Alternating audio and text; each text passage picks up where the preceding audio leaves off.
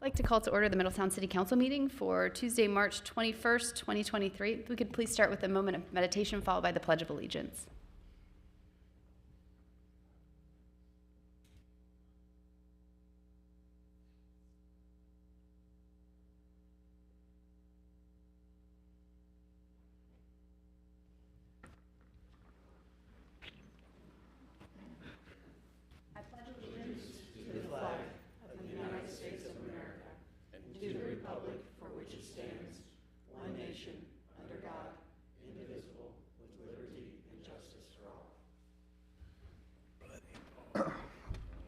Ms. Skink, will you please call the roll? Mr. Farrell. Here. Ms. Nenny. Here. Mr. Moon. Here. Mr. Muterspaw. Here. Mayor Condrey. Here. This evening we have two public hearings, so we'll start with the first, which is a preliminary development plan. Do we have a staff member who's presenting that to begin with? Yes. Mr. Metz, okay.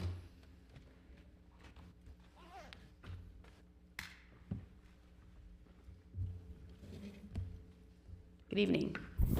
Good evening, City Council. So tonight before us, we have a preliminary development plan, map amendment, and zone change application by applicant Todd Duplain on behalf of property owners Fisher Family Foundation, City of Middletown.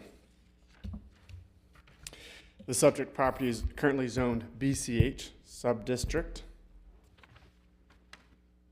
I have PowerPoint slides, but thank you. Per the Middletown Development Code, the purpose of the BCH subdistrict is to create an urban mixed-use core that serves as the vibrant hub of the BC district, encourage signature architecture and landscaping treatment in an urban pedestrian scale environment through building height and building and parking lot placement and design.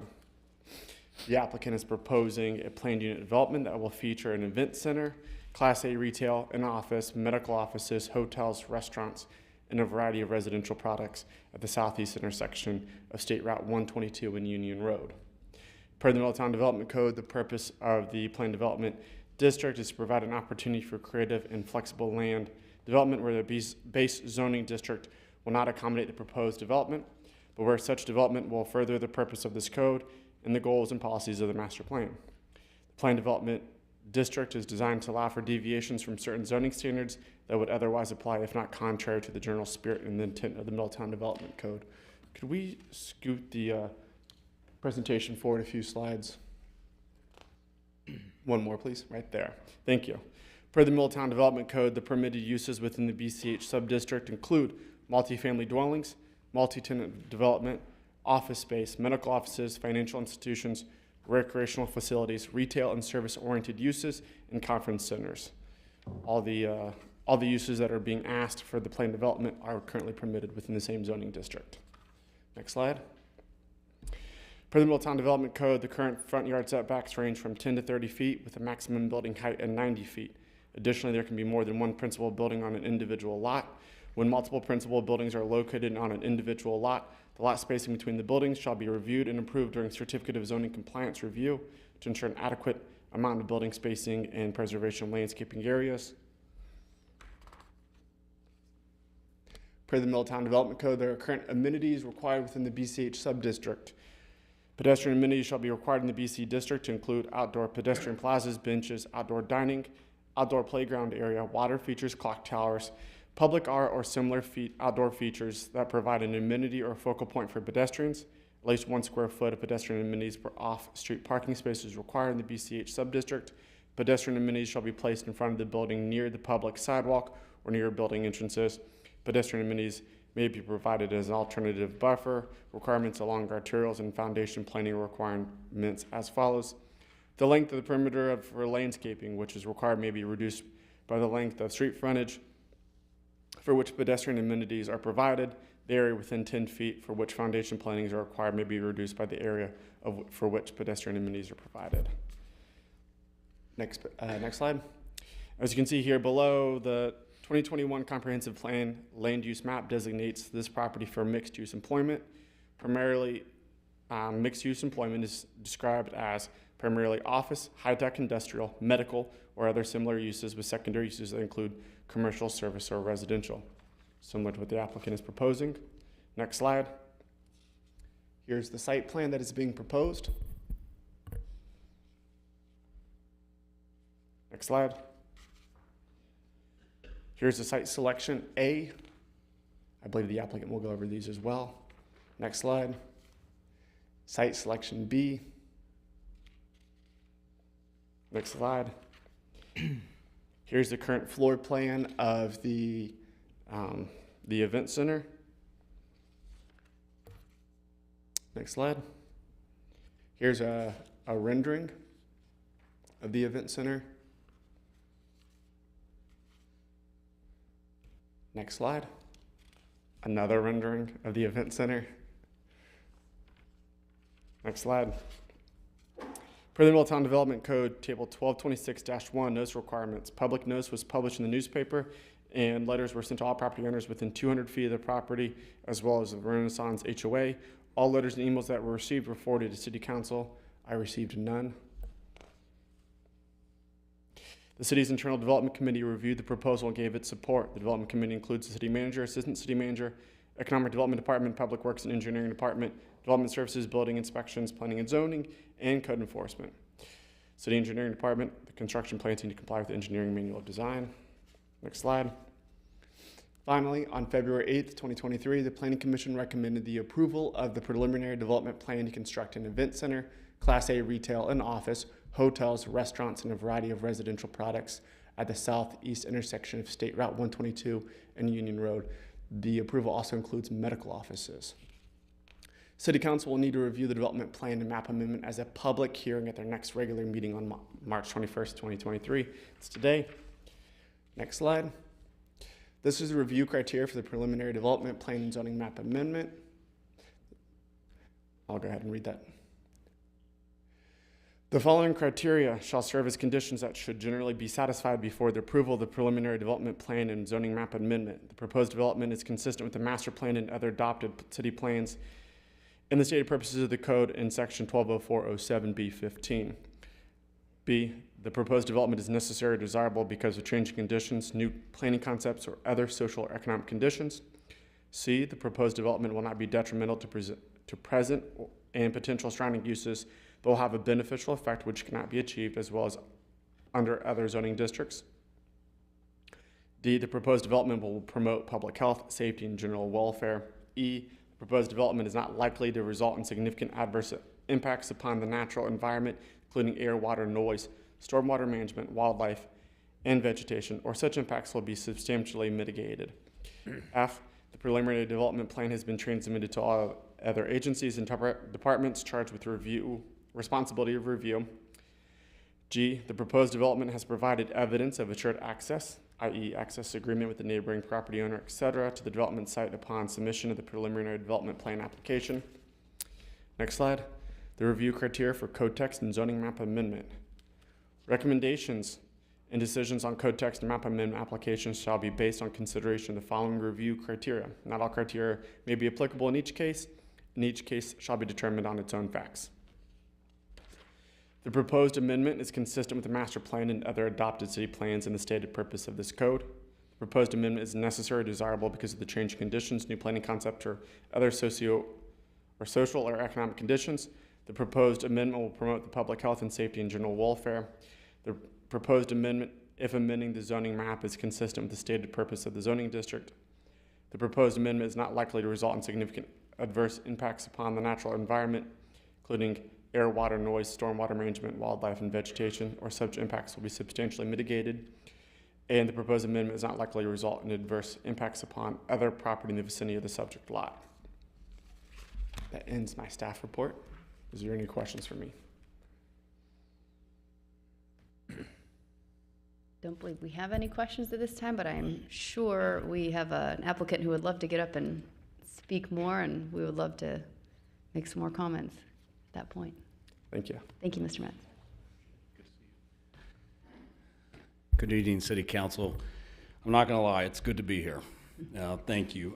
First of all, my name is Todd Duplain. I'm a principal with a local-based development company by the name of Woodard Development.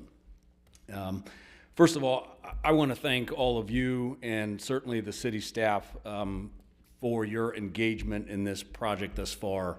Candidly, we've been a part of a lot of these type of projects, and in my experience, I have not seen both the city staff, a county staff that has been more engaged and more solution-oriented in my time. And it is the reason we are here today, candidly.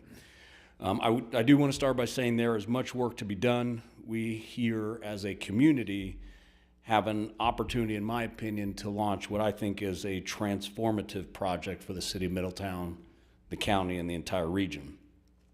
I've been a part of the real estate community for about 25 years here, and there's always been this vision of growth for the corridor between Dayton and Cincinnati. Today, you saw, and I'm going to present a potential project that validates not just that vision, but more importantly, firmly establishes the city of Middletown, and I stress the city of Middletown as being the epicenter of that growth corridor. So next slide, please, if hopefully my slides made in. Yep, perfect, thank you. Before we go too much further, I just need 2 minutes to be a little bit of a wet blanket, and I apologize. What we're presenting is a preliminary development plan, and as such, it's a work in progress. The final development plan will vary. We will bring in various developments as we move along. Certainly, the event center seems to be shaping up very nicely, and I think that won't vary too much, but other aspects of the development may vary a little bit from time to time. What won't vary is our team's commitment to a Class A mixed-use development. We don't know all the users that'll be here. We don't know the food and beverage operators. We don't know the exact look of the residential. But what we do know is this team has committed to the city and to the county to develop a first-class development that we can all be proud of. The timeline will vary, aligning all of these stars, as you can imagine, on a project this big. The financing, the incentives, the construction contracts, et cetera, is no small feat. I will say we hope to be in a place to firmly commence on this project either later this year or early next year, but there are no guarantees. The feasibility is not yet assured, but I will tell you, as I sit here today, every day that we move forward, our team has more and more confidence in this project, and the confidence is very, very high. We have a long way to go, but we have made tremendous progress. And like I said, there is a commitment both on the public and private side that whatever happens, because there are obstacles every week, and that's very normal, by the way, typical development process, but every week when there's an obstacle, the team huddles and we figure out a way to solve it. And that has given, quite frankly, us on the private side a tremendous amount of confidence that this thing's going to happen. It's just we need to keep solving problems. And again, it's very, very typical. So next slide, please. Real quick, I think it's always important to begin with the end in mind. And by the way, I'm not going to be up here for 20 minutes, so I apologize if this seems a little bit long, but it'll get much quicker here pretty fast. The goal of this development is to create a sustainable, Class A, mixed-use regional asset that benefits the residents of the city of Middletown, Warren County, and all of Southwest Ohio. Next slide, please. What I want to do now is just go over, kind of on a surface level, the elements of this development. So, of course, you know where this is at. Off 122 is more of the commercial retail uses. Right off 122, so moving down to the south is, of course, the anchor of this project is the Middletown Event Center, which you see there in the light blue. The yellowish color is more residential. Those are townhomes, apartments. And then there are a couple purple buildings. Those are hotels. Then there's a bluish building, which we hope to be a medical office building. Next slide, please. You've all seen the elevations of this. This is a very, very substantial investment that the community and private groups are going to make to build what ultimately is likely to be over a $100 million event center. Next slide, please. As it relates to the other aspects of the development, we hope to bring in roughly 2 hotels. We'd love to have a full-service hotel, a Hilton, a Marriott, a Hyatt. Certainly, we will be pursuing select and limited service hotels. Think Hilton Garden, Courtyard by Marriott, et cetera, a loft, DoubleTree. What we will not do is budget hotels and motels. You will not see that in this development. There's nothing wrong with those. It's just not the appropriate place for this type of development. Next slide, please. We do anticipate doing several types of residential projects, one being a for-sale townhome. I would imagine 2 to 3 stories, 1,500 to 2,000 square feet, with a price point of somewhere between $325,000 and $425,000. This is, quite frankly, one of the things I'm most excited about. I think it brings a new type of housing to the city. This townhomes are becoming very popular. And I think it'd be a nice addition on the east side of 75. Next slide, please. In terms of the multifamily, again, this will be Class A multifamily. We've talked in the past about some of the examples that we've done around town that you can all look at to the extent that you want to see what this all looks like. The one in the bottom there is actually done just up 75, a little bit to the north. And again, we anticipate a 3 to 4 story building here with rents in the neighborhood of $750 to $2,000 a month. Next slide, please. In terms of the retail and the commercial, we'd love to have a premium casual restaurant, think Fleming's, Cooper Hawk-ish type. Certainly there will be some casual restaurants, think Another Broken Egg, First Watch, Logan's Roadhouse, Zaxby's, etc. And there will undoubtedly be some fast casual restaurants. Think Chipotle, Piata, Panera, Starbucks, Five Guys, Dunkin' Donuts, Jimmy John's, etc. The other thing that we're going to try to do, we're going to save a couple locations on the site plan for something we're going to call entertainment. If it's not a term you're familiar with, I wasn't until about 2 years ago. Entertainment is this idea that's a term to describe the concept of combining food and entertainment into a single experience. And the goal is to create this unique and enjoyable atmosphere that appeals to a wide range of customers, families, adults, etc., where they can engage in various forms of entertainment while enjoying their meal. So we have, at the front boulevard entrance, we have 2 pads that we will, quite frankly, hold out for some type of unique dining entertainment option there. Those will be ones we'll hold on to until we find the right group. There'll certainly be some service retail, et cetera, on the site as well. Next slide, please. We hope to do potentially an office or a medical office building. I've developed a lot of office in my time, and as you can imagine, office space there isn't a high demand right now. Certainly that's not true, though, of medical space. We've got 2 wonderful healthcare institutions in the city, and there might be a potential need for a decent-sized medical office building. We'd love to do that there, and that would be to the east of the event center. Next slide, please. We have done several site studies that James alluded to. The original site plan, as you may remember, had on the very east end of the site had townhomes kind of tucked up next to the Renaissance development. We have subsequently moved those off, so there is actually quite a buffer between Renaissance and our development. I think it's close to 600 feet. It's a very wooded, treed area, so I'm quite confident that the sight lines for all the people in Renaissance will be great because they're not going to have people right in their backyard. They're not going to have this development right in the backyard. There is a fairly substantial development there. We do have support letters from our neighbors at Fisher Homes and from Grace Baptist Church as well, if you want to see those.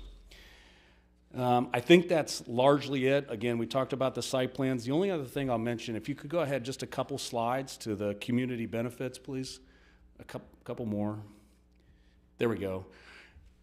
As I look at this project, we were part of the group. Our organization and our staff did quite a bit of Austin Landing, and we found, which is up to the north off 75, there are really 3 buckets of benefits. There's quality of life benefits, there's economic benefits, and then there's other benefits, as I'll put those in a general category. In terms of the quality of life, we believe that there's going to be some unique shopping, some unique amenities and services that are not found in the city that you will find in this development.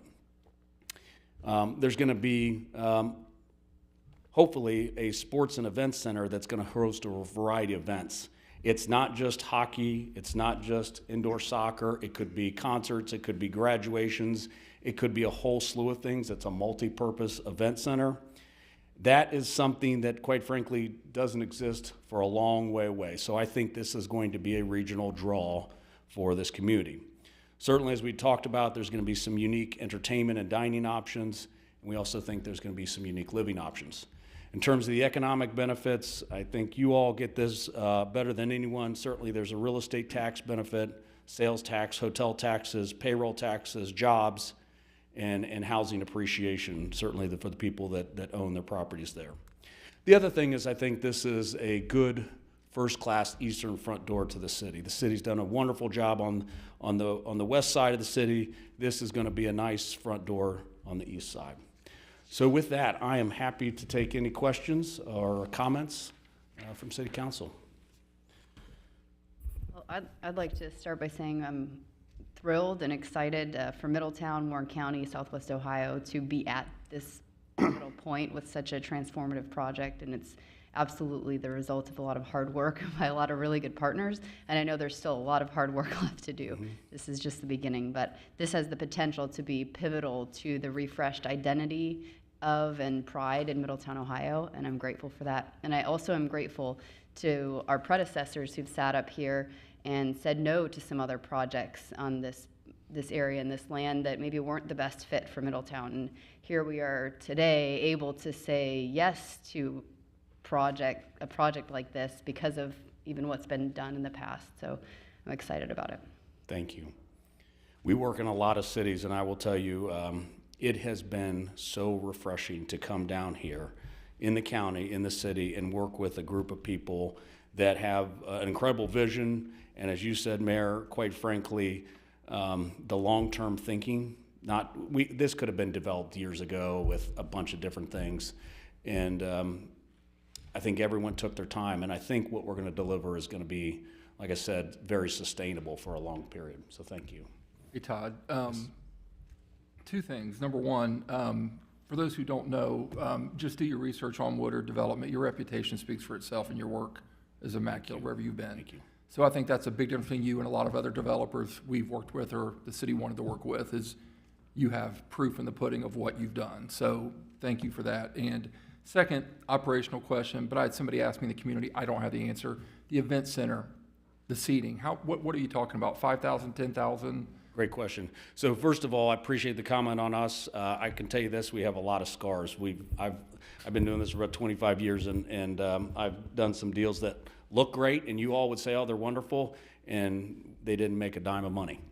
So it does happen. But this one, I think, is going to be good for everyone.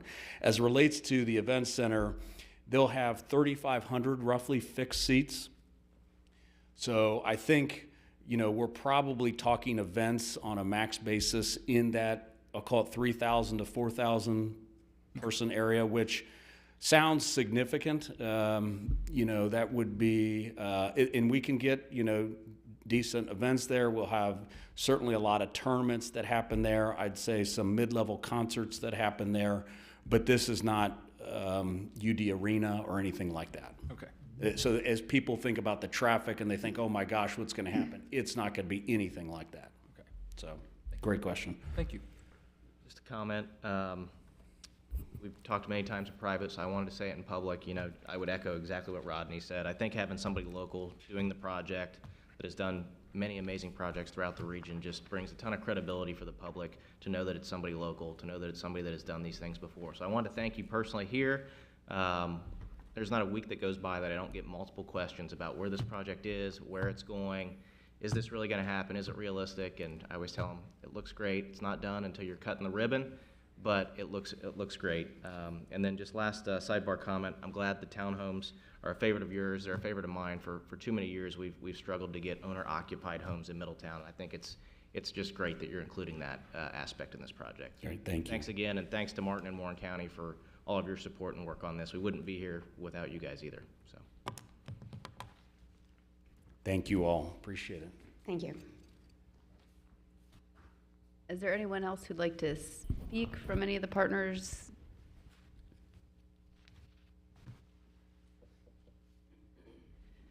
Martin Russell. I'm the Deputy County Administrator for Warren County and also head up the Warren County Port Authority, 406 Justice Drive, Lebanon, Ohio, 45036. And I apologize in advance if I call you Commissioner, since that's usually who I speak to there. So Todd told me I had to speak tonight. I was going to sit there and sit quietly, but I just wanted, more than anything, I just wanted to say thank you. I want to echo Todd's comments about the partnership. Quite frankly, the gentleman here behind us and the representation you have from council have been excellent to work with. As you probably know, tourism is our largest industry inside of Warren County, so anytime that we can come to an event or to a project that offers the opportunity for that to expand, but also to sit there and partner up with a community that would like to sit there and do something that's bold and aggressive, we want to show up, and we, hopefully from your perspective, we have shown up. So really me standing up here today is to say thank you. We hopefully, obviously, will thank you for your support in this next phase of moving this project forward. And we're just very thankful for the team that you've put together that we've had a chance to partner up with. Like Todd, if there's any questions you have of me. We're equally as grateful for your partnership and all your hard work. Thank you so much. Not a problem. Thank you. Thank you. Okay, if we have no further comments from the presentation team, then we'll go ahead and open our public hearing. If we have anyone who'd like to speak in favor of the planned development of parcel ID 083330200092, 083330000511, and 083330201111.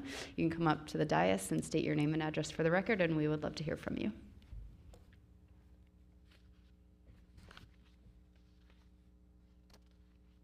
Okay, I don't see any movement. Do we have anyone who would like to speak in opposition to the preliminary plan development?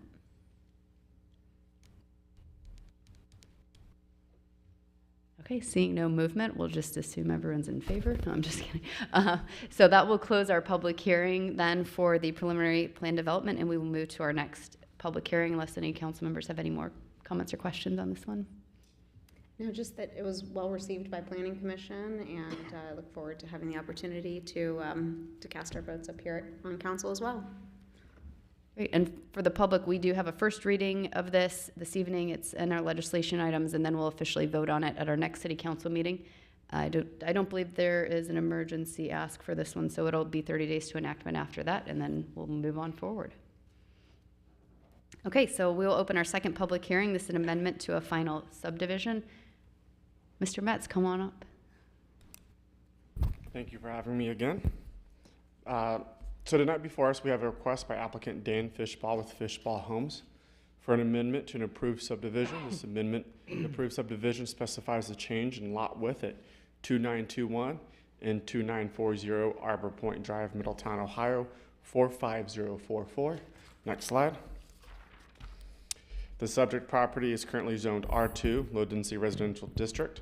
The purpose of the R2 Low Density Residential District is to provide for low density, single-family residential uses in a more urban setting than an R1 district, in which are completely served by public infrastructure and adequate for the applicable density of development.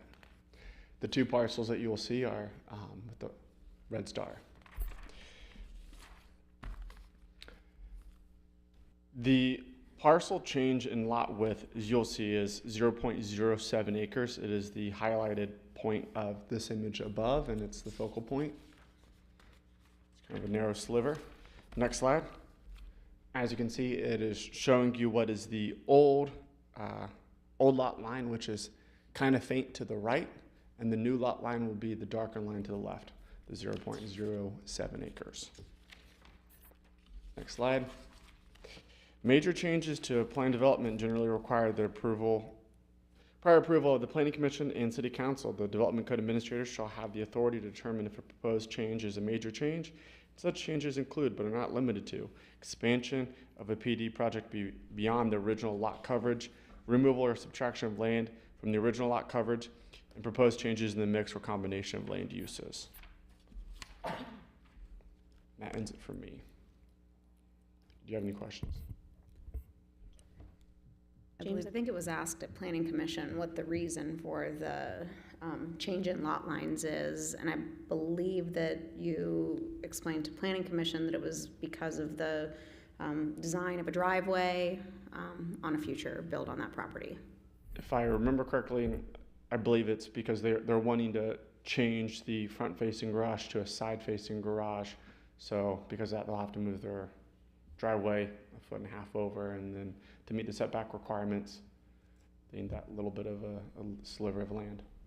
The applicant owns both parcels as well. Any other questions or comments from council? And is the applicant here or wishing to speak? If so, you can come on up. And James, are these the last 2 lots left to be developed in that subdivision? I think there's one more lot One more. that is Okay. getting ready to be built, but that's further down the road. But in cul-de-sac, this is the last one. Thank you for Thank you. having me. With that, we will open the public hearing for the amendment to the final subdivision. If anyone would like to speak in favor, please come on up to the dais.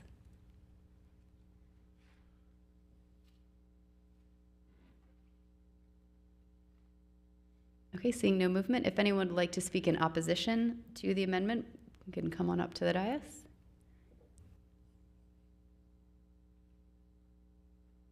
Okay, seeing no movement, we will close the public hearing for the amendment to the final subdivision. And again, that one will be in the legislative items this evening. We'll have a first reading this evening, a second reading at the next meeting, and it'll be 30 days to enactment after that.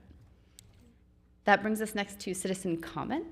We have 2 comment cards this evening. The first one is Karen Maney. You can come on up to the dais, state your name and address for the record, and we have 4 minutes. We would love to hear from you as long as you'd like to speak within 4 minutes, and then we have Rocky Sexton after that.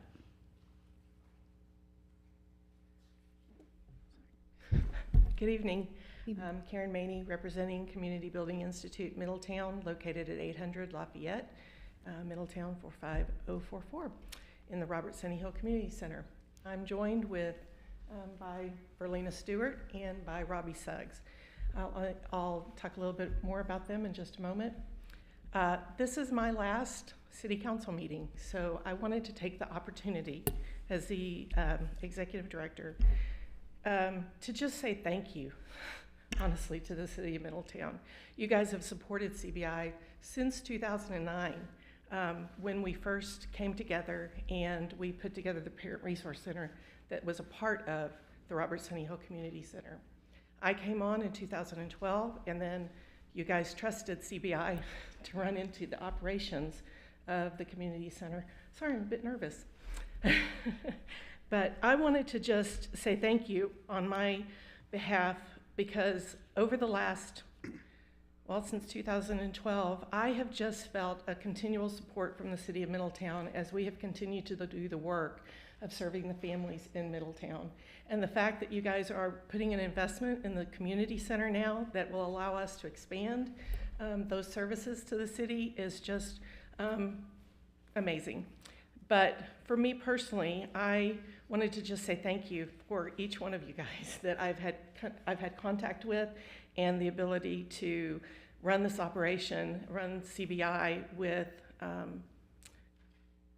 support of a city and a city building that helped us to continue those operations moving forward. That's all I'm going to say. But now, what I want to do with much pleasure and much pride is to actually introduce you to the next executive director of CBI, which is Verlena Stewart. So I don't know that she wants to speak, but if you want to. No, excited about the opportunity. I wanted you all to meet our board president, yes, who has been with us since the beginning of CBI, Ms. Robbie Sugg, and just let her introduce herself and say hey and thanks. Yep. Well, good evening.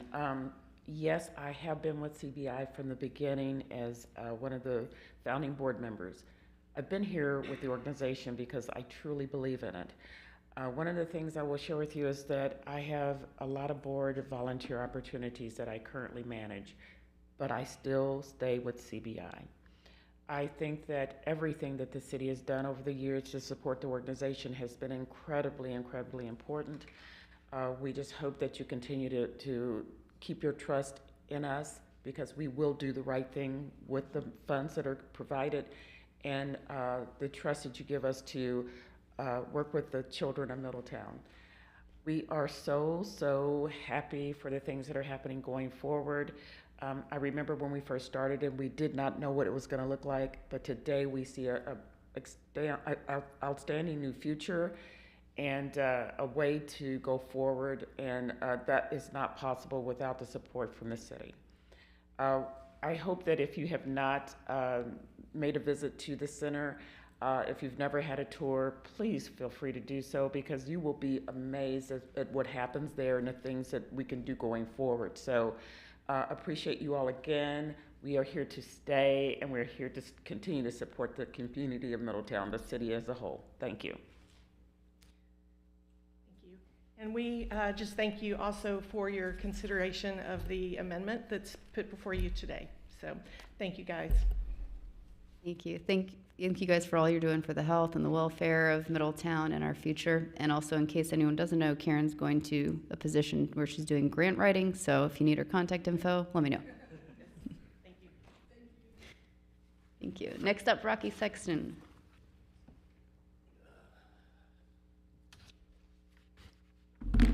Good afternoon, everyone. I'm a walking billboard for Brent Smoking Butts, obviously. Rocky, can you state your name and address real quick? Did it again, didn't I? Rocky Sexton, 1912 Winton Street, Middletown, Ohio. Thank you. Longtime residents.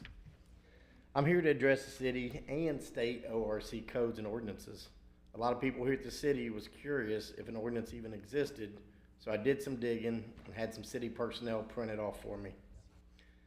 I've spoke to State Representative Thomas Hall, City Councilman Rodney Muterspaw, Zach Farrell, and Mayor Nicole Condry, and our city manager Paul Lally over this, and Ohio State Trooper Lieutenant Kenner about the wording of our city ordinance that applies to our state ORC. I'm not going to read them all.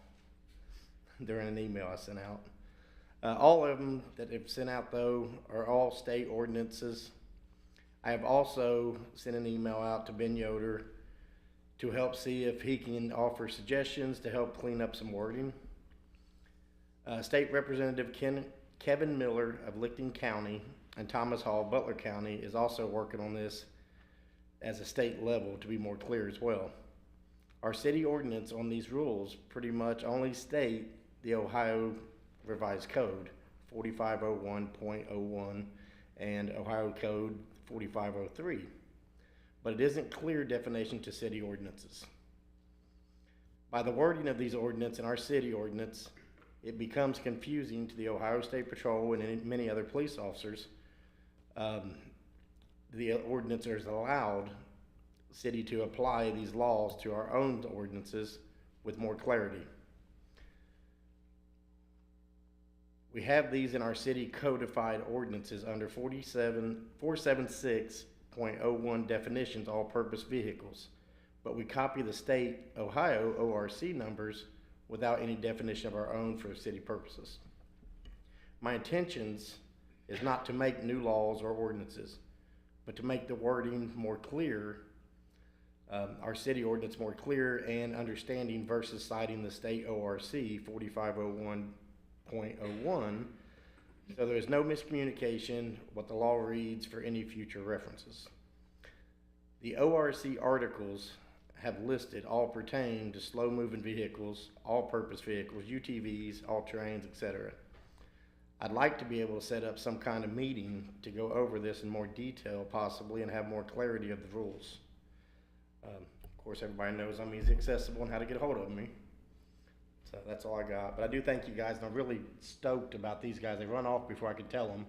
So I appreciate them coming and investing in our town. So Thank you, and thanks for bringing this to our attention. We'll definitely have a look into it. Please. Okay, that is all of our citizen comments for the evening. Next, we have council comments. Mr. Muterspaw, we'll start with you. Thank you, Mayor. The first thing, I want to thank staff for the presentation we just saw with about the project on the East End, for not making that an emergency and giving the public time to hear that, and for the second reading. I think that's really important to do, so thank you. The second thing, I just want to read this. I had our clerk of council print off an email, and I just want to read it real quick. It's a petition reference to the water tower. from Manchester Manor Bannockcourt residents. Dear neighbors, on Tuesday, February 21st this year, the council acted on a project to construct an additional water tower due west of the current tower and located very near the property lines of homes on Bannockcourt. The new water tower will be twice the size of the existing one and will be a giant structure towering over our community, our backyards, and our patios. City Council did not notify the Manchester Manor community or affected residents and did not afford residents opportunity to voice concerns and opinions or ask questions. My understanding is that Middletown City Council has some excellent members representing our community. At this time, we need to encourage them to speak up and rally for our community, as we were not invited to be part of the meetings concerning our property. A couple of the council members have tried diligently and are now trying to correct certain poor decisions made in the past. Now I'm praying for our future. Attached is a petition form which will be directed to council. Basically, I just wanted to read this out. We have 80 signatures from residents there. I know we passed this on the 21st, where we discussed it. I just wanted to kind of reach out and see if we had reached out to that area prior to making that decision. I know I didn't, but I wasn't sure what happened, just to address this petition. So the evening that it appeared to council, council did not act on anything. Okay. There was no vote. It was a presentation by Public Works that this is one of the things we're going to be looking at for the future. The plan there was to advise council of it, then to go out into this neighborhood, have town hall meetings and apprise them of what's going to be done.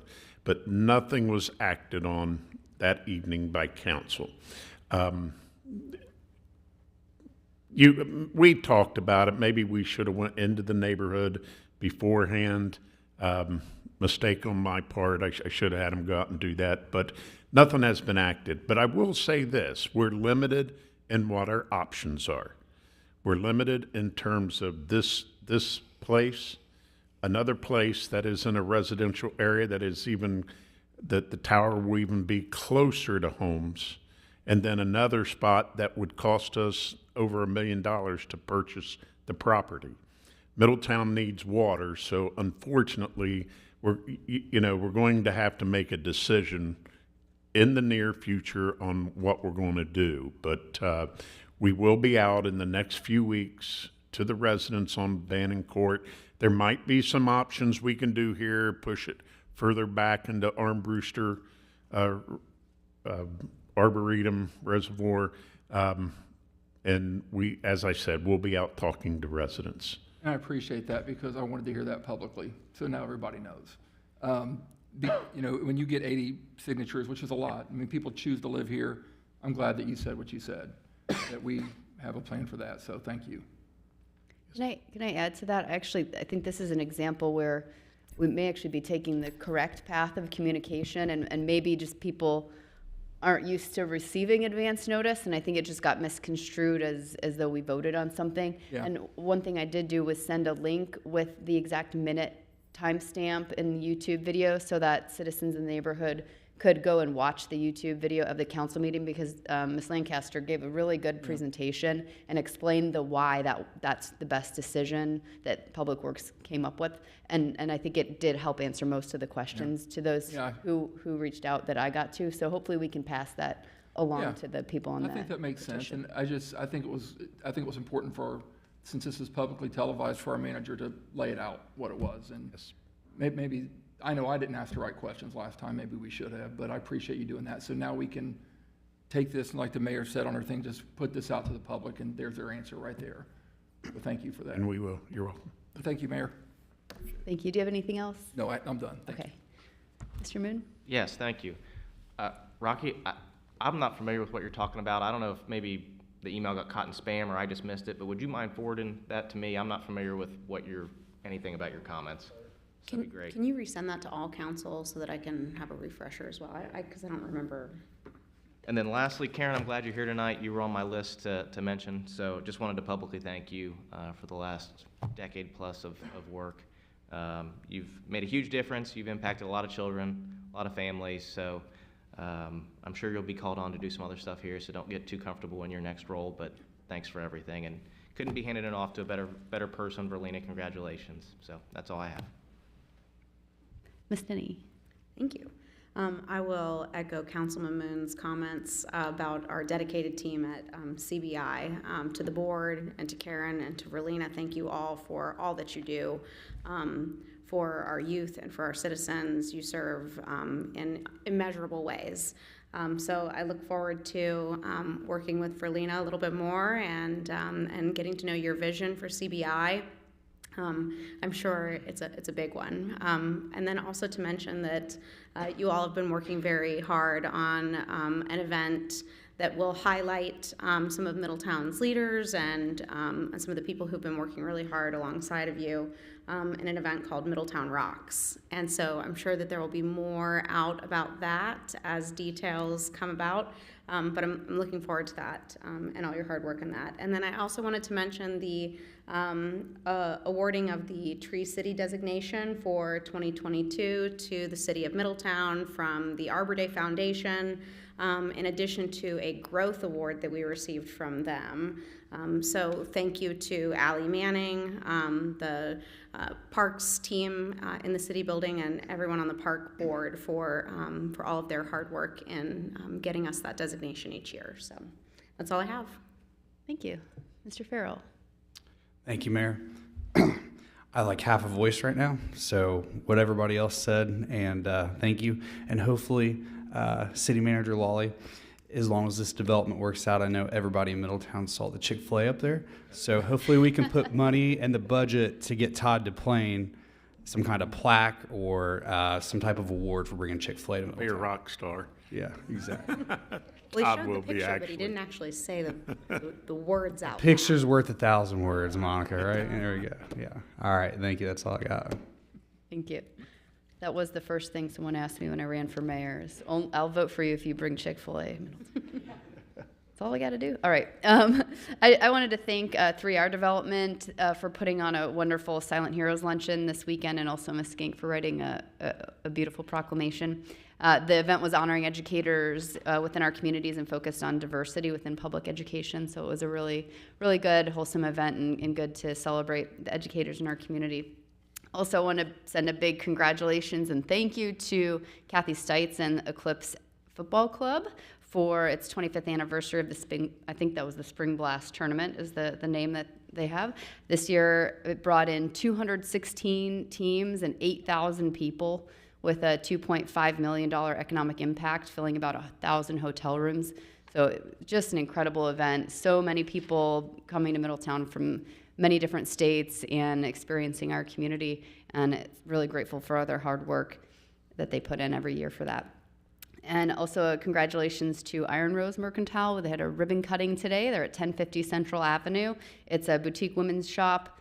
It's really cute.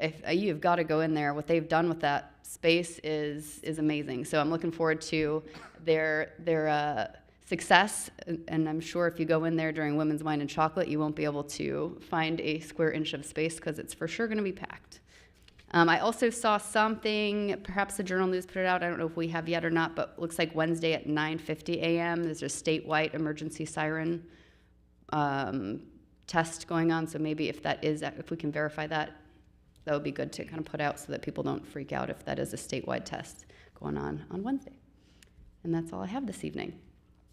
That brings us to City Manager reports. Mr. Lawley. Thank you, Mayor and members of City Council. Before we get into the new fire station construction report, I realized something today. Middletown, not realized it today, but I know we haven't acted on it. Middletown qualifies for having a member sit on the Butler County Metropolitan Housing Authority Board. And preferably, the request is for it to be a city council member. Doesn't have to be, but I'm trying to see if any of you before us tonight have a desire to sit on that board, and if not, any recommendation or before I appoint Nathan, Ashley, or Scott. I would be happy to. Do you know when the meetings are? I don't. I can get that to Okay. you. I'm sure between. I don't have it with me. I got it upstairs. I forgot to bring it down. Yeah. Are Okay, they also I'll look open into to the that and get public? you something tomorrow and all the specifics. Do you know if they're public meetings? Oh, I'm sure they are, yeah. Okay. So if a staff member ever wanted to join Yes. for any reason, they could also come and join. Correct. Okay. Is there anyone else dying to be on? You seem really passionate about that, so I wouldn't want to take that away from you. Got it. If you could just send an email out to all council and let us know when the meetings are, that way. Yeah, in case that would it be good. does conflict I'll get with that out something first thing in the for morning. mayor. Thank you. Okay. Next up on our agenda is to give council an update on the new fire station construction. We're not asking you to do anything tonight. However, we do think it's important. We're moving forward in terms of getting costs solidified and the project solidified. So App Engineering and Pepper Construction are here tonight to give you a report on where the projects are, the cost and all that, and give you an opportunity to ask questions. I provided each of you with a detailed overall cost structure of all 4 stations, and then also the individual stations, 81, 82, 84, and 85, and headquarters station. So with that, I'd like to invite Tim Bennett with App down, and Tim and his team and Pepper will give a presentation and then answer any questions council may have. Good evening. Afternoon, or good evening, City Council. My name is Tim Beament, and I am principal in charge for App Architecture. And I just want to say initially that we thank you so much for this opportunity to serve the city of Middletown. I sat in the council chambers back in September when you approved, our contract, and it's been just, I have to reiterate some of the things that were said earlier. It's been such an awesome experience working with Chief Snively and former Fire Chief Paul Souter and Nathan and Mr. Lawley in this process. I have my team here, Anthony Esposito, Kurt Sparks, and then got individuals here from Pepper Construction. You had proved, if you recall, their contract as construction managers in January, I believe. And so we thank you. I was part of the process to help get them on board and to advise. And it's been just a really excellent experience so far. And what I want to do tonight is just really give you an overview of where we've come from and where we would like to go with the project. And just to give you an update, there's a lot of things happening with the development of all 4 of these buildings. I've been designing fire and EMS facilities for over 25 years, and so I've seen a lot of things in the last 25 years in terms of just working with all the different area communities. And one of the big things that I've seen that I've not seen before in 25 years is what has happened with construction costs. So that's really what's centered around, some of the things we want to go over with you is that it's been a very interesting experience in the last 2 years with COVID and all the things that have happened with inflation, that the construction market has been affected much more rapidly, or inflation has affected it much more differently than what you've seen sort of in the overall consumer price index. And those are some of the things that Pepper will talk about. So I stepped ahead without my pointer. Yeah, I'll go ahead and so let me back up here.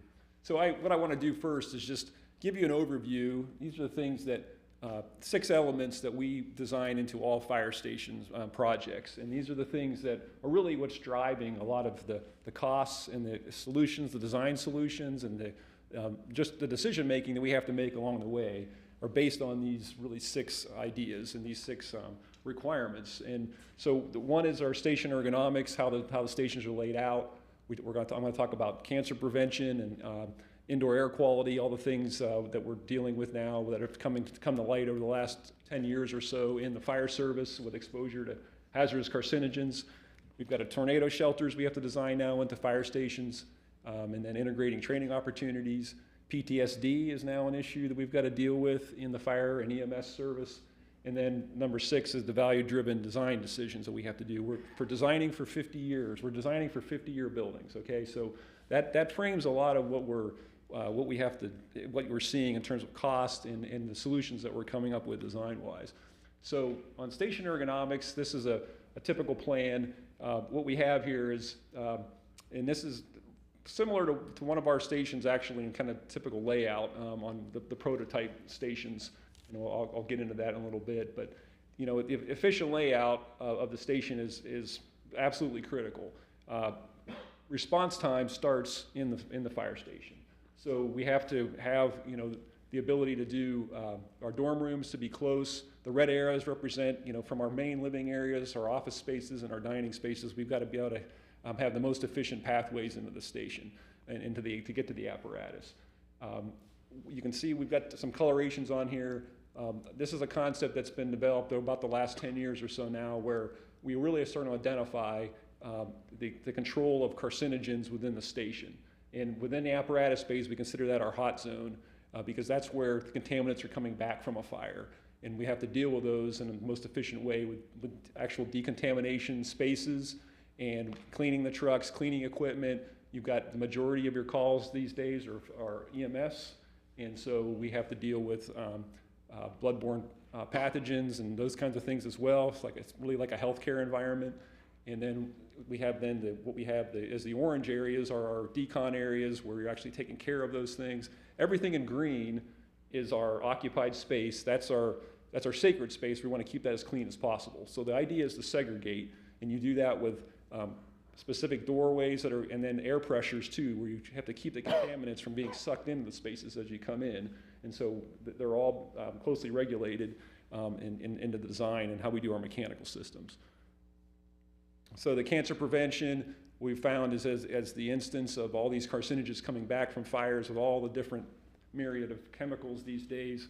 How do we keep the turnout gear clean? But now there's procedures in place that turnout gear is washed after every call and coming back. And how do we deal with those and preserve the life of the turnout gear, first of all, because it's very expensive, and dealing with that in spaces where we can wash down spaces. We do a lot of healthcare work as well, so brought a lot of that knowledge into the fire and EMS side of things, because it is all about how you keep spaces clean. And now we've got lots of situations where people are coming in even as in a triage type space, where fire EMS stations are now becoming sort of a light healthcare environment as well, where you're bringing the public in. So it's some things we need to be concerned with.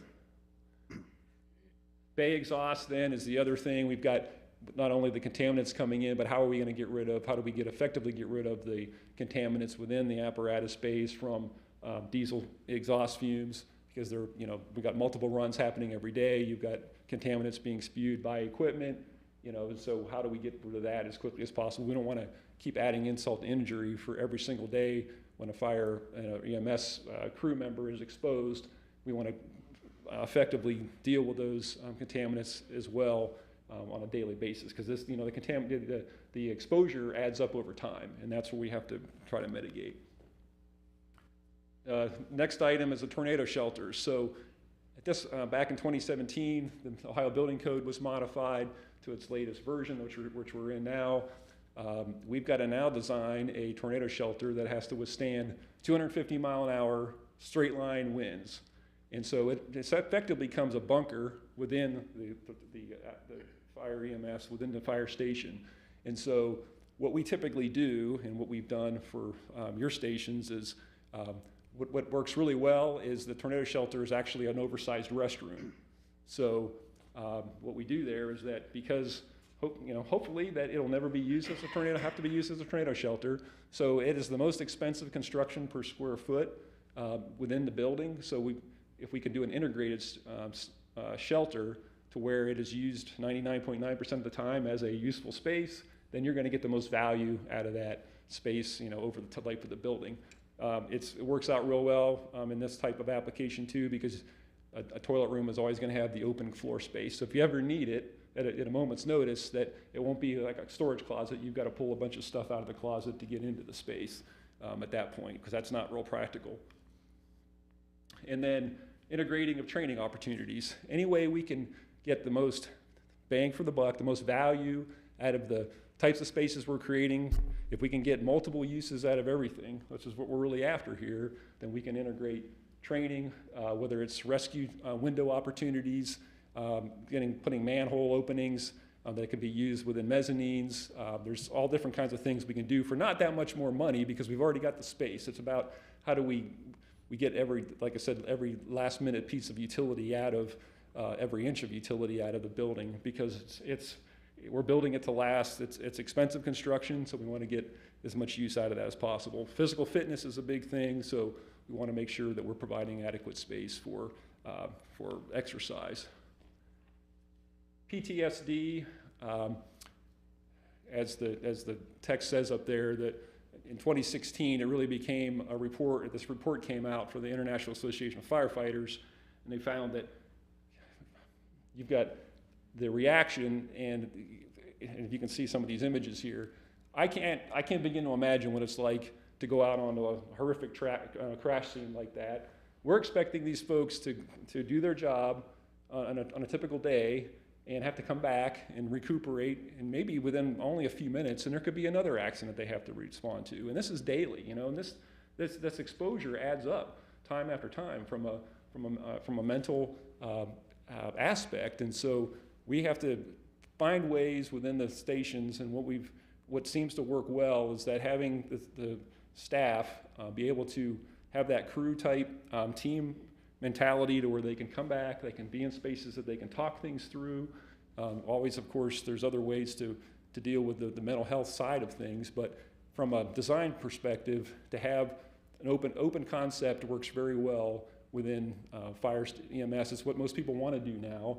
We have dorm spaces that are the individual, but to have open space in spaces where people can gather and converse, very important in the fire service today. And then, of course, energy and environmental sensitivity. Again, we're designing for 50 years, so we have to be able to think about the kinds of things that are going to be happening in the future, and can we have the building ready to support those things. Daylight and views within the space are very important. Of course, that helps with that mental health and well-being aspect I just talked about. Having tight construction, but making sure that we have plenty of fresh air controlled within the space. And designing for resource efficiency, meaning that if we can minimize the amount of construction waste, that's going to keep the cost more efficient as well. So that's with sizes of heights of spaces that fit the kind of building materials that we're using. Drywall comes in 8-foot and 10-foot lengths. If we can design so we don't have a lot of cutoff and things where we're throwing things away, because construction is very expensive now, so we really have to think about all those aspects. One of the things we've got that we're trying to consider as best we can with the layouts of the buildings is to plan for future photovoltaic and solar installations where we can on the buildings. It turns out that the headquarters, the largest building, has a really nice surface area for future solar panels, which will be great. And so we have to think about, we're not necessarily advocating that you're going to purchase them up front, but if we can be ready for them when they're at a point where it makes sense, so you can add them in the future. And electrification of the building is very important as well. So we're thinking about those things as we're going here. And then finally, the value-driven design solutions. Number one, maintenance-free exteriors. We really want to use materials that you're not going to be spending the money over time maintaining, that you're going to get a long life cycle cost out of them. That also works on the interior. So the casework design, our restroom and shower rooms get daily use. How can you keep them? We use materials like solid surface where you don't have a lot of grout joints you have to clean over time. Bunk rooms are right-sized with everything, a place for everything and everything have their place. And then low-maintenance flooring and polished concrete. So polished concrete's gotten to be a really popular material. And we had our reservations at first, but after we went through our first projects for the city of Kettering, and then started to perfect, the process of which that polished concrete is created to where you get predictable results. It's turned out to be a really good finish, and now it's one of the most cost-effective floor finishes you can do. So we definitely have a lot of that in these stations. So here's an overview of this is Station 83, and this was located at Yankee Road and Cherry Street, and we have the station here in the center, and it's not really quite a pointer, but we have I guess we have the arrow here. So the apparatus bays are here at this point, and we're at and we have the living quarters here on the north side with apparatus bays on the south side. This building is about 22,000 square feet proposed. We've designed it so it has this one has a meeting room, so it can be used for the community. And we've got the headquarters and offices up here at the north end, or excuse me, on the east end by Yankee Road. The fire station is actually, with all the dorm rooms and things, are down here on the west side. And then, so we've got a larger parking lot. That's to support the meeting room and the daily activities of the fire station. This also has, the current fire station has a recycling drop-off, so we've accommodated that in the new design.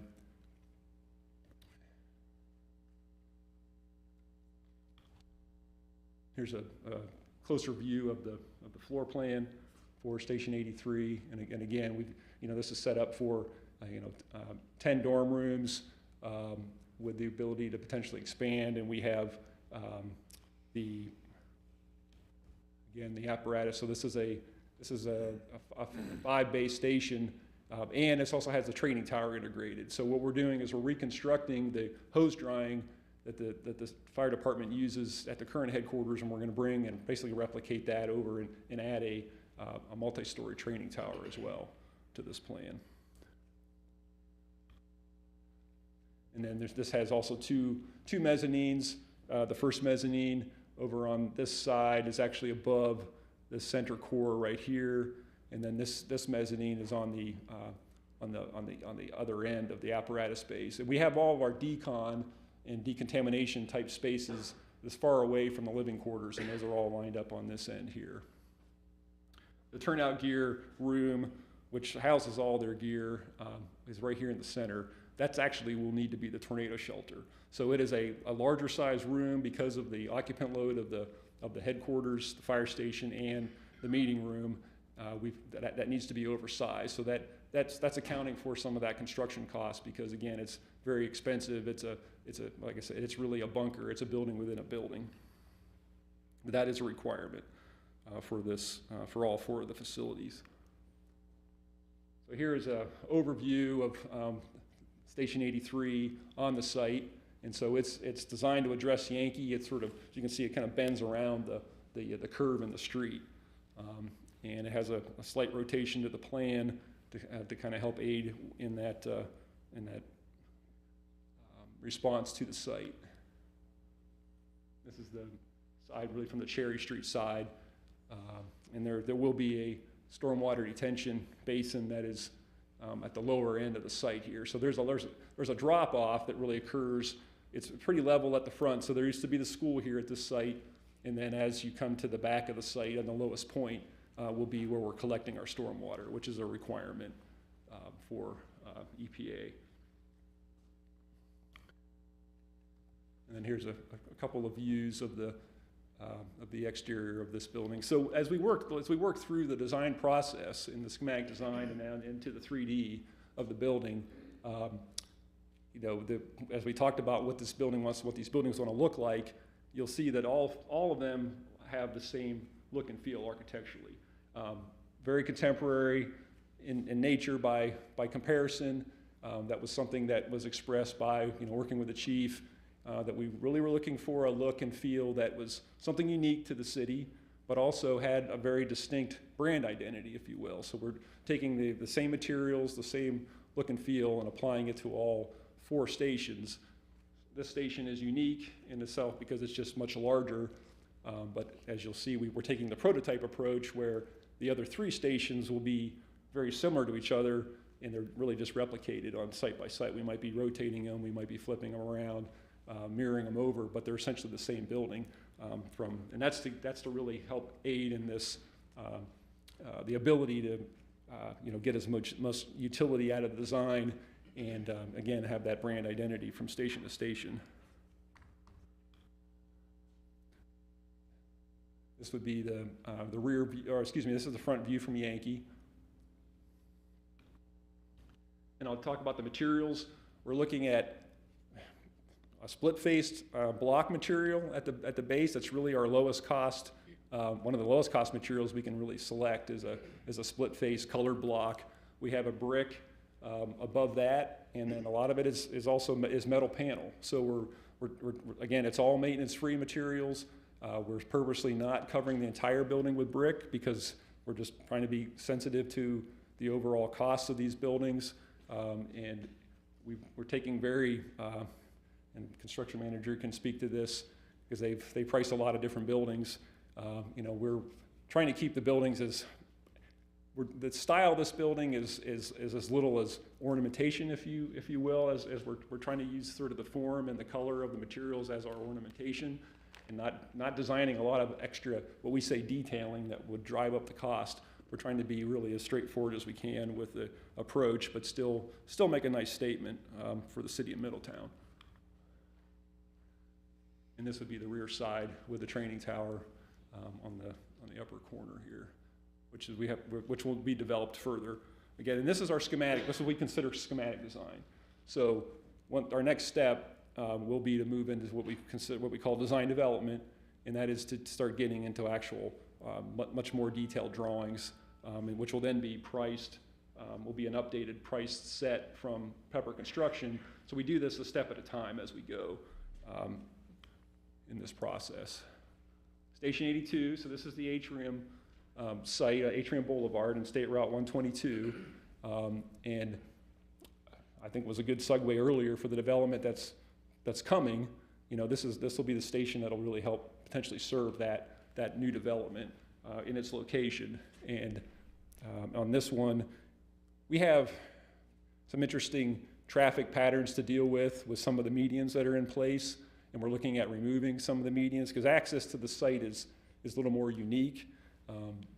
With Atrium Boulevard, you know, is pretty much a dead-end road at this point. May not ever get developed, but yet it may. So we have to design for a response to where vehicles exiting the building could potentially get to Atrium Medical Center much quicker by going, you know, north on Atrium Boulevard at some point in the future. But what we have to deal with initially is really our daily traffic patterns in getting the apparatus back safely on 122. So what we're proposing to do is actually take an existing curb cut on that exists right now on State Route 122, which I believe was a driveway that went up to the residence that was there about 10 years ago. And we're looking at modifying and actually cutting the median back so we can so equipment can turn, you know, heading eastbound, can turn back up this drive and come back into the apparatus bay. So that flow is very important. You know, when we're talking about large pieces of apparatus, we've got to make sure that we're giving a traffic pattern or providing a traffic pattern that is going to be responsive and not not causing other issues with the daily movement of traffic.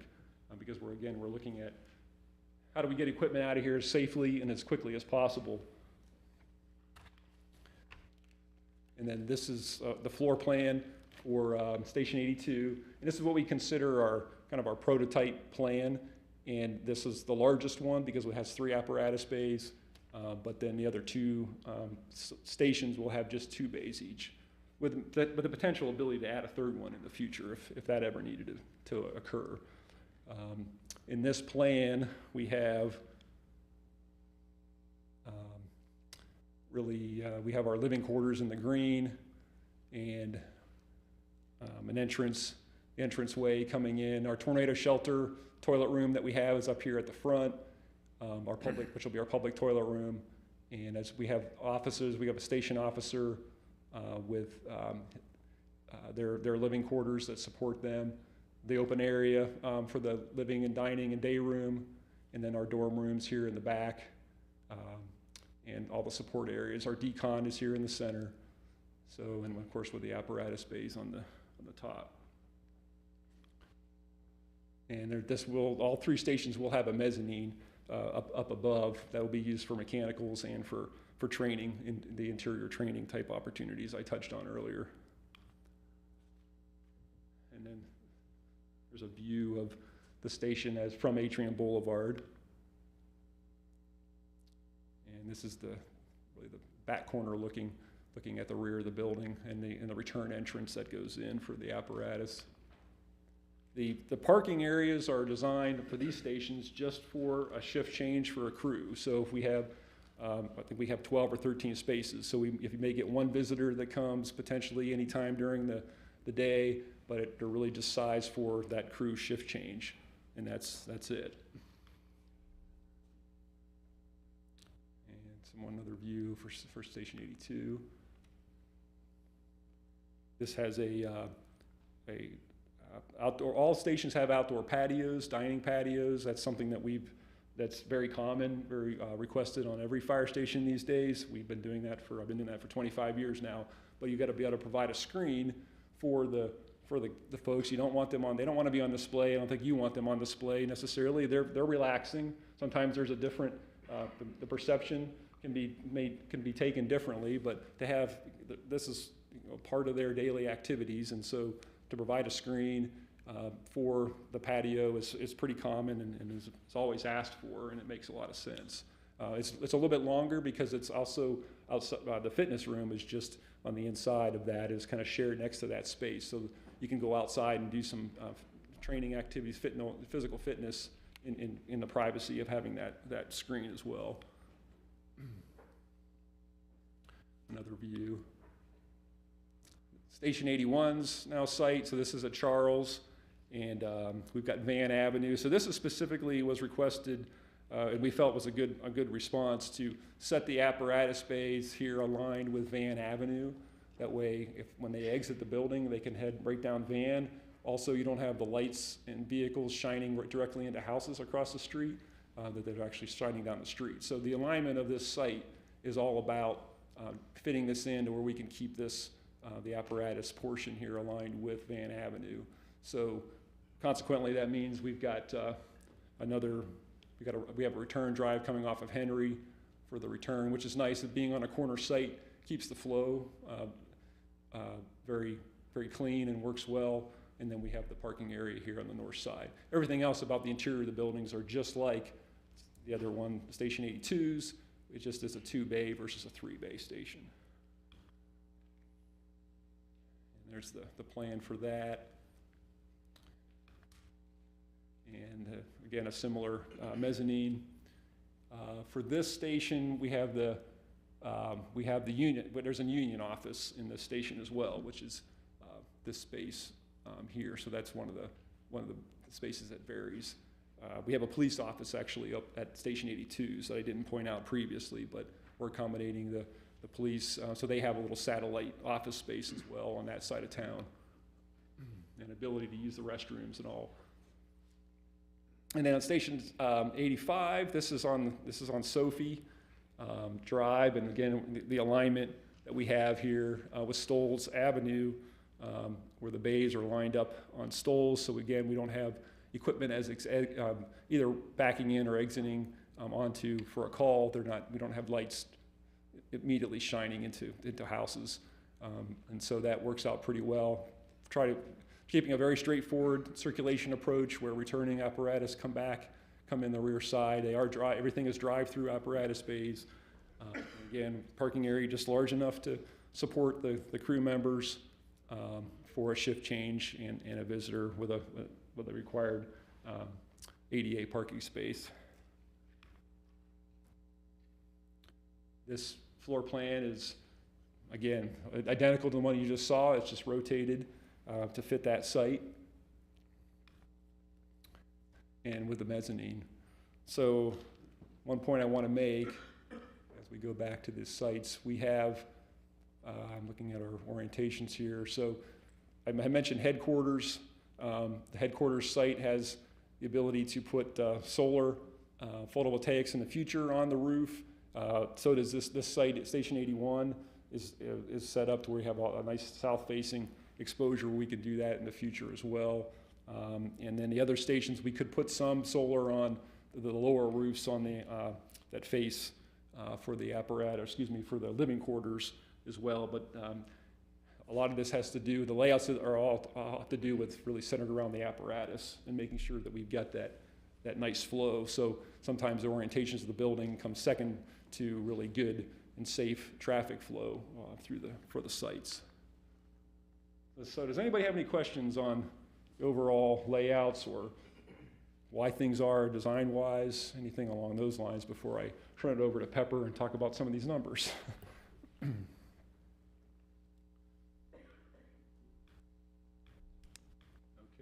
so what we're going to do is I'm going to bring up Tony here. He's gonna Thank you, Tim. You're welcome. And thank you all for giving us the opportunity to come here. It's been a pleasure working with Tim and the team at App and Paul and Chief Snively back there. So what I wanted to do is just kind of recap what the process is and how we get here. So, you know, we're in the pre-construction phase of the project and hoping to get to the construction phase we're actually building here in the near future. But, you know, as Tim was saying, we're in the SD phase of the document. So basically what we're looking at is the table of contents of the book. As we continue to go through the process, we're looking to drive out more information through conversations, either with Tim and the app crew, city manager, Chief Snively, to really understand what is needed for the project. You know, through that, we're providing value by coming up with different ideas, challenging processes.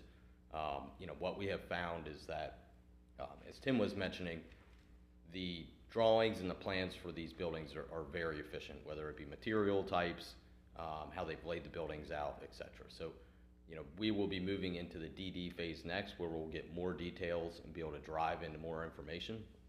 You know, at this SD level, it's our job to be responsible and not aggressive on the cost. And so naturally, we're gonna be conservative at this point. So we go out to the market, we get feedback from subcontractors, we have our in-house benchmarking data that we look to verify the numbers and what are on the plans, and really try to align that with the program to give a good look under the hood of what the costs are gonna be. You know, this is an example, you know, as we look at what we would call a heat map. You know, this is where we're spending the dollars. You know, so the red is really where most of the dollars are being spent. The blue are the cheapest areas in the project. And so as we go through it and we try to provide that value, we're very conscious of the areas that the conversation needs to start around. With that said, though, there are certain areas that we can't get away from. So we can't pull a tornado shelter out. We can't get rid of the exterior walls, but we can focus on what those materials look like. It's just a good indication of where the dollars are going to be spent. You know, as we go through it, you all have seen, you know, we really like to dive into the detail, focus on all the square foot costs, break it down so that if we make design decisions or make changes in the program, we can quickly update and expose where the outliers are and where the dollars are being spent. So, you know, at this point, we've taken our benchmark pricing, we've taken our data that we have in-house, done full takeoffs, reached out to trade partners that are more specific to get the updated market knowledge, and ultimately reconcile that with the app team. So I wanted to just kind of spend a moment. I believe you all have gotten the packets with the budget breakdowns in them, and just kind of explain the different terms that we have laid out there. The construction is really the cost of work. That is our, you know, I say our, that those are the dollars that would fall under us. The construction contingencies are the contingencies that we would hold on the project. So whether those are unforeseen issues, I like to say the Jimmy Hoffas that are hiding out in the world, you know, the dirt, we don't know what's under that dirt. So we've got some geotech reports recently that say 2 of the sites may have some soils issues.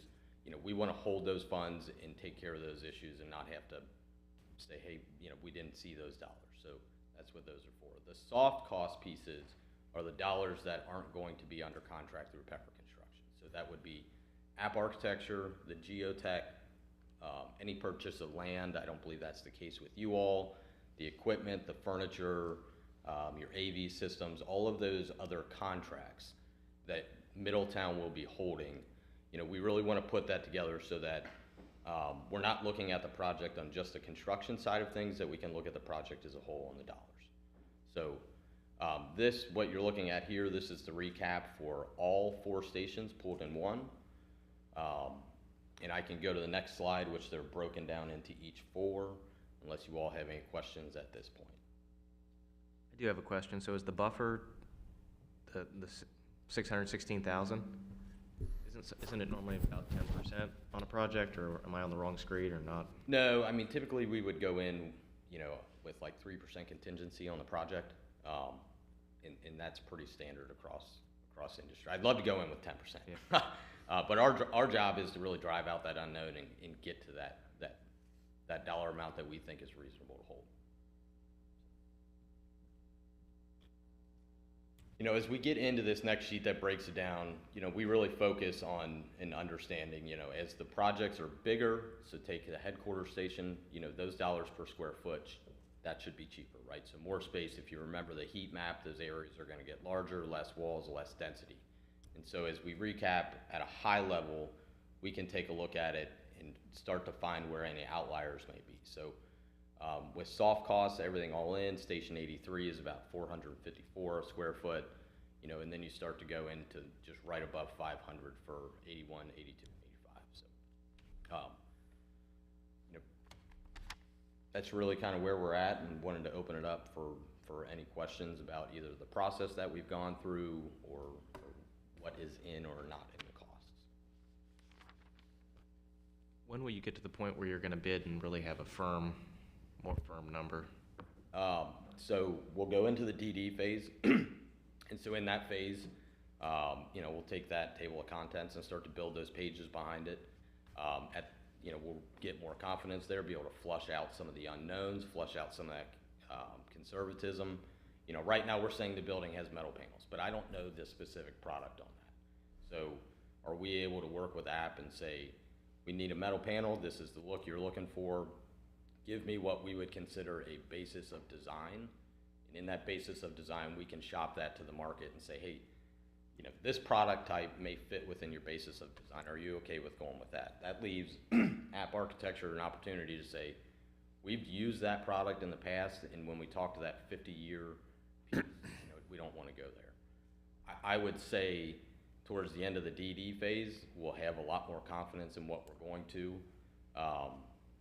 But we're also going to be moving to a stage where we're going to be bidding out the 4 sites to get the earthwork all at once and start that process early.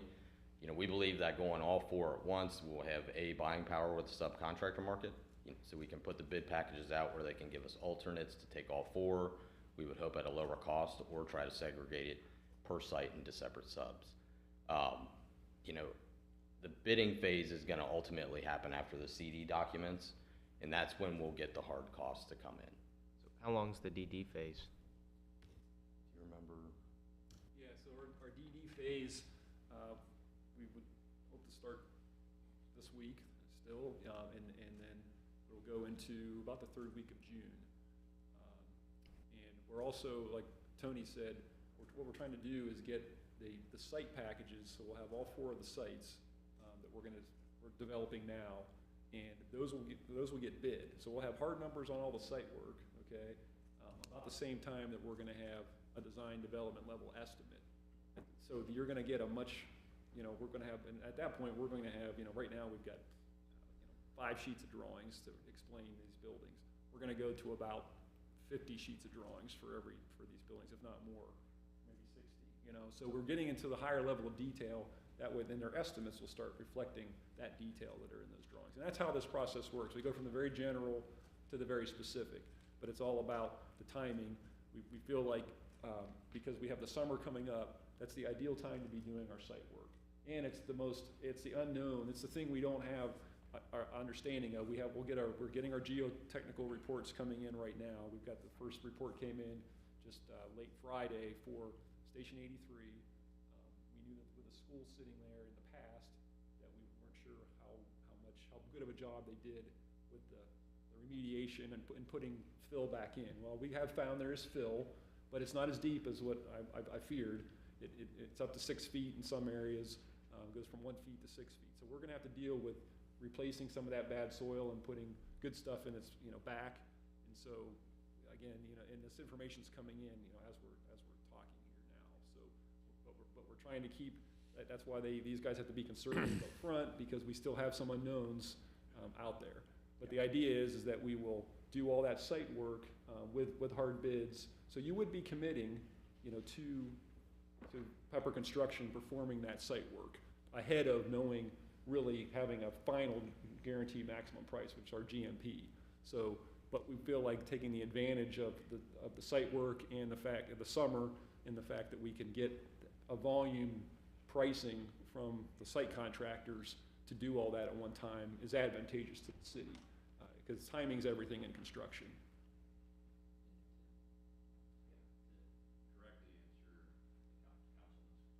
Can we, sorry, but no one's going to be able to hear anything. I thought it was going to be a 5-second answer, and now, no one's going to hear you. Thank you. I'm Kurt Sparks with App Architecture. To directly answer your question, the final CDs for the first 2 stations will be done for them to bid and get the guaranteed maximum price in mid-October.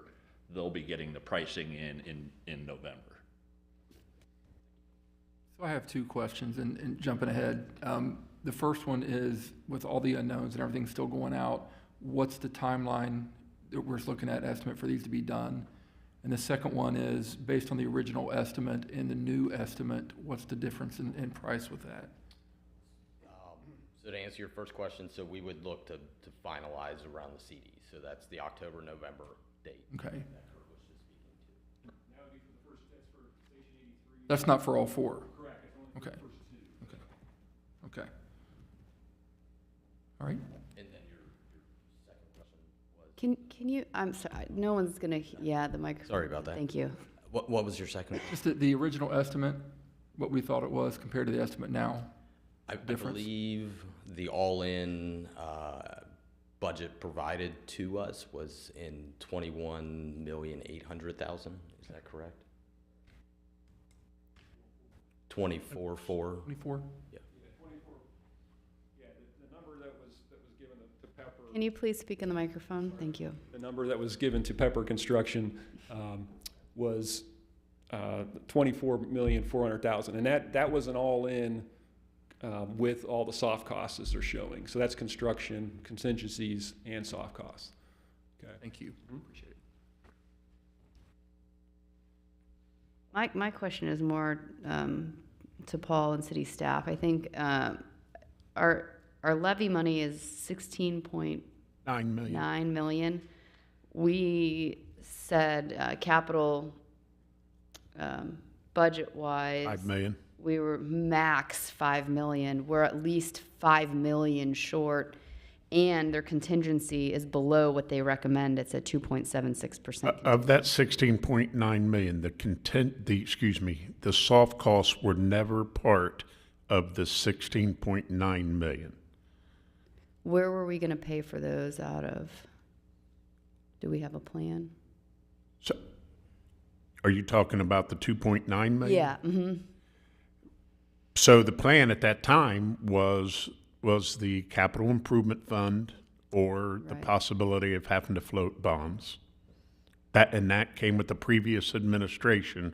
When Chief Snively and I had discussion with the previous administration, it was, we'll have to deal with that down the road. So that is essentially included in what we had budgeted between capital and the levy at this point. Yeah, but what's really hurting us is construction costs, cost of materials. Even a year and a half to 2 years ago, we're not even close to what the costs were then. Yeah, absolutely. I absolutely understand that. I'm just looking at, here we are. Right. We're at least 5 million short. Correct. And have we looked into any sort of grants to pay for anything associated with the cancer reduction aspects or any of the health parts and pieces? Is that something that, I don't know, I'm just trying to think if there's any way to help fund out of. Let me defer that question to Chief Snively. Can you come up, Tom? Would you mind just, even if it's only for a few seconds, I'd love to have people hear you. Thank you. So the Department of Homeland Security, FEMA, used to have a grant for fire station construction. That is no longer, they don't do that anymore. It's AFG and the SAFER grant that I presented a few weeks ago, but no fire station. I look almost daily As you can imagine, the need across the country for stations and, cancer prevention is very important. Sure. It's critical. But as far as funding for that, You might want to I look wish at I had the better news. state capital budget is up next year, not the operating budget, which is this year, but the capital budget, which is next year, which is when the monies come back from the state, might be an opportunity. Talk to Representative Lips or Wilson would probably, again, it's not going to close a $5 million gap, but You could close some. you could close Yeah, some. everything helps. And I would just love, it's not going to be next meeting or maybe the meeting after. I just think we need, just from an educational perspective, we need to have all of the options. I want to get them all built, but I think we probably need to look at, if we're going into general fund, like, what's that mean? If we're going to delay one station, what does that mean? If we're going to bond $5 million, what's that mean? Just the whole menu of options. Yeah, because we're also looking at increased operational costs in running these. And so when we look at the solar option, it may cost more on the front end, but it may ultimately be saving us almost immediately. So I'd also like to see that in there and what that would cost up front, and then what we think that might save us too. Right. Yeah, I think the operation of the stations will actually be less. Right. They'll be less. They'll be more efficient windows. The whole gamut. There'll be a lot more efficient buildings than what we have now. And then, Chief, I know you did a lot of research on the SAFER grant because we didn't get it last time. Is there a better opportunity for, for a construction grant through SAFER, or is the need more in? SAFER is personnel only. Is personnel only, okay. There's no grants out there that I'm aware of. If you find one, please let me know. Okay. For capital of this kind. Okay. I just wanted to clear that up because I wasn't. I wish there was. I wish I had better news than that. Something I'll point out is Springfield, with some of their ARPA funds, they decided to approve 4 new fire stations, and their cumulative price for their 4 stations, which this is started to say about the same time that we did, they budgeted $18 million. So they were right along the same lines that we were. So I think this is probably a problem everybody in the United States is going to face. What was their new cost, Zach? Did you say 18 million was their original? 18 million was their original. Okay. Am I wrong about this?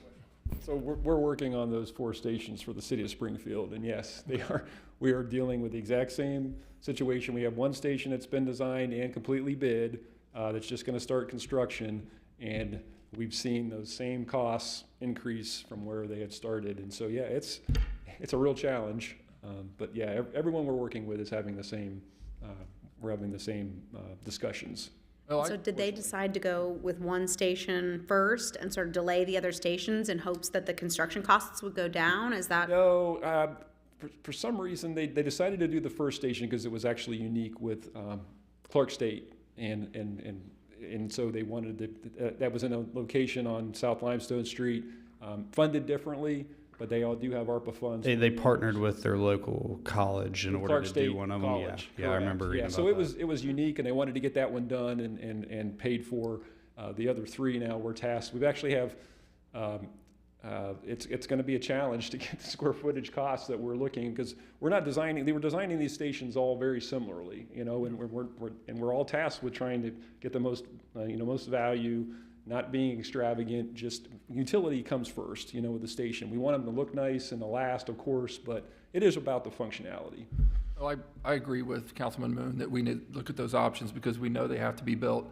And, I think you guys and Chief Snively, these are not extravagant fire stations. I want the public to know that. They're good, they're built well, but we need them to last for the next 50, 60 years. And so that 1 minute, getting to a scene might as well be a year for somebody having a heart attack and a stroke. So this is so important that you guys have it set up like you do with the exits going out. Everything's perfect. I even love how you guys set up so lights won't shine in houses when you come out, because that was a big complaint from residents over by Rosedale School, was that. So I think that's awesome, but I agree with Councilman Moon. We need to see those options to make sure we do it right. Yeah, so what our plan is too, when we get some more concrete exact numbers, is we're planning on having a work session where we can sit down and discuss some of the options that we've discussed internally what we could do to make this work. Just one other thought, once these are done and we're looking at vacating the existing buildings, I think some of those buildings and locations are more conducive for redevelopment and others are a little bit more challenging. So Right. maybe when future councils and administrations go down that path, we need to think about selling those and recouping those costs and Correct. paying down And the- that was a Want to have plan those from the numbers very factor beginning. in. We haven't really historically been good about getting a whole lot out of those properties in the past. so Probably I'm not. I mean, I'm not banking that's- on that. We're moving out of Definitely them part for a of the- reason. It was definitely part of the discussion early on, though, Yes. that we still own these other properties and that they do have some value. We could hold a fire sale. Oh, Ooh. that's good. That was a good. That's Play on words there. Zinger, yep, zinger.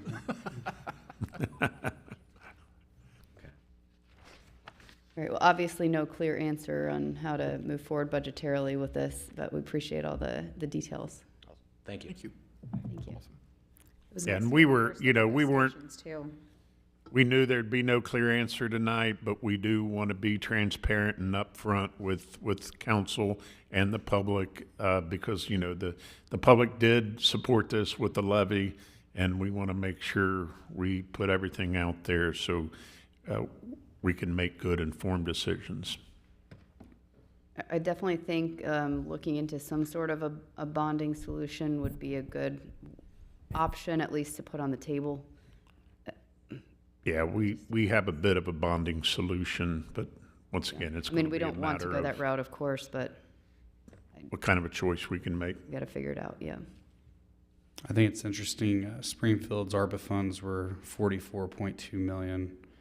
It's more than double what we received. It's a very similar, it's slightly larger than Middletown, and we could go into the dynamics of that, but it's interesting, even in their financial position of what they had to use, that they're delaying their fire stations, so just something to And note. can you remind me how much we left in our ARPA unencumbered, even if we were to consider everything we discussed encumbered?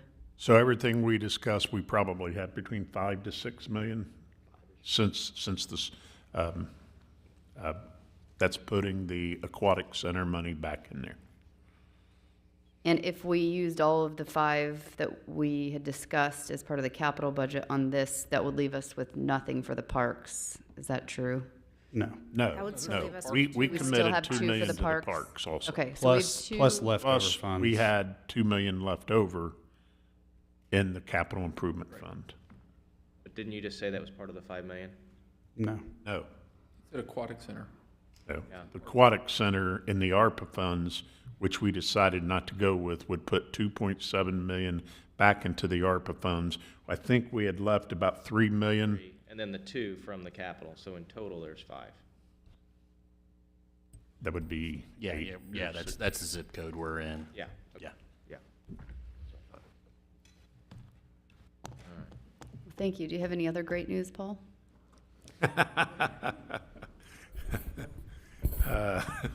Now it's time to start the meeting. Thank you, guys. I appreciate you coming down. Thanks. Okay, I assume that's all you have for city manager reports then? That's all I have Okay. for city managers. Sounds good. Okay, that brings us consent agenda. Ms. Skink, will you please present that for us? For your consideration this evening, we have the approval of the city council minutes from January the 21st, 2023, to receive and file the board and commission minutes of the Civil Service Commission from December 15th, 2022, January 19th, and February 16th of 2023. Confirm the personnel appointments of Benjamin Lance to the position of Water Reclamation Mechanic in the Department of Public Works and Utilities, Division of Water Reclamation. David Peter to the position of Maintenance Worker in the Department of Public Works and Utilities, Stormwater Maintenance Division, and Michael Profit to the position of HVAC Building and Maintenance Technician. And to confirm the promotional appointment of Rebecca Lawrence to the position of Executive Account Clerk in the Department of Finance, Division of Treasury, and Michael Menschke to the position of Fire Apparatus Operator in the Department of Public Safety, Division of Fire. Was that Jason? Jason not Michael? Meischke. Oh, I'm sorry. I don't know what I said. That's all right. I'd like to move that the matters listed under the consent agenda be considered routine and enacted by one motion and one vote of consent. Second? Ms. Camp, will you please call the roll? Ms. Nenny? Yes. Mr. Moon? Yes. Mr. Muederspaw? Yes. Mayor Condrey? Yes. Mr. Farrell? Yes. On the motion agenda, we have to approve the contract for various vendors for the purchase of supplies for the Water Maintenance Division. Section 1, brass, Everett J. Prescott, West Carrollton, Ohio, $23,206.45. Section 2, repair clamps, Ferguson Enterprises, Cincinnati, Ohio, $30,646.20. Section 3, valve boxes and sleeves, Everett J. Prescott, West Carrollton, Ohio, $48,692.70. Section 4, solid repair couplers, Ferguson Enterprises, Cincinnati, Ohio, $14,771.04. Section 5, gate valves, EJ USA Incorporated, East Jordan, Michigan, $13,030.30. Section 6, alpha gate valves, Everett J. Prescott, West Carrollton, Ohio, $39,582. Section 7, sewer rings and lids, Ferguson Enterprises, Cincinnati, Ohio, $13,928. Section 8, miscellaneous, Everett J. Prescott, West Carrollton, Ohio, $3,420. So moved for adoption. Second. Any comments or questions? Ms. Camp, will you please call the roll? Mr. Moon? Yes. Mr. Muederspaw? Yes. Mayor Condrey? Yes. Ms. Nenny? Yes. Mr. Farrell? Yes. Yes. Sorry. 2 yeses for Mr. Farrell. Okay, that brings us, One vote. Very passionate. Yep. brings us to legislation this evening. Thank you, Madam Mayor. We have 4 emergency items needing action tonight. 2 were our second reading emergencies, and then 2 would be first reading emergencies.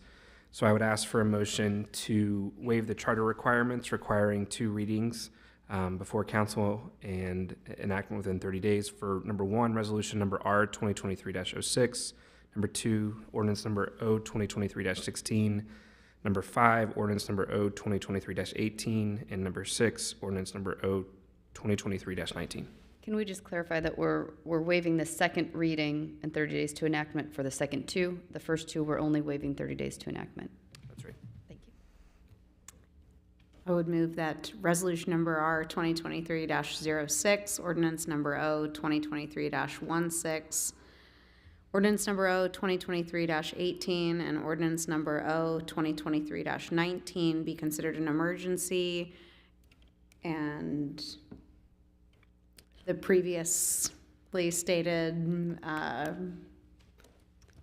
Perfect. Keep on Yeah. going. You got it. Requirements are waived. requirements be waived. Yeah, Thank you. Well done. yeah. Thank you. You should have said line, and Brody would have finished it for you, right? That's right. Yeah. Something like that. I was giving him the look. There's a thumbs up. Do we have a second? Oh, Second. I think Zach actually seconded. Okay, I didn't hear you. Ms. Camp, will you please call the roll? Mr. Muederspaw? Yes. Mayor Condrey? Yes. Mr. Farrell? Yes. Ms. Nenny? Yes. Mr. Moon? Yes. We've got 6 more votes tonight, just for your first for your consideration tonight is number 1, resolution number R 2023-06, a resolution to make adjustments to appropriations for current expenses and other expenditures of the city of Middletown, counties of Butler and Warren, state of Ohio, for the period ending December 31, 2023, and declaring an emergency. This is for the general and capital improvement funds.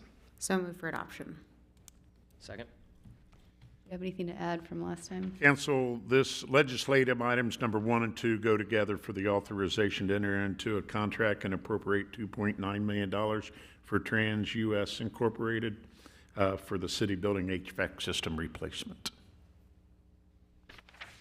Any comments or questions from council? Okay, Ms. Gank, will you please call the roll? Mayor Condrey? Yes.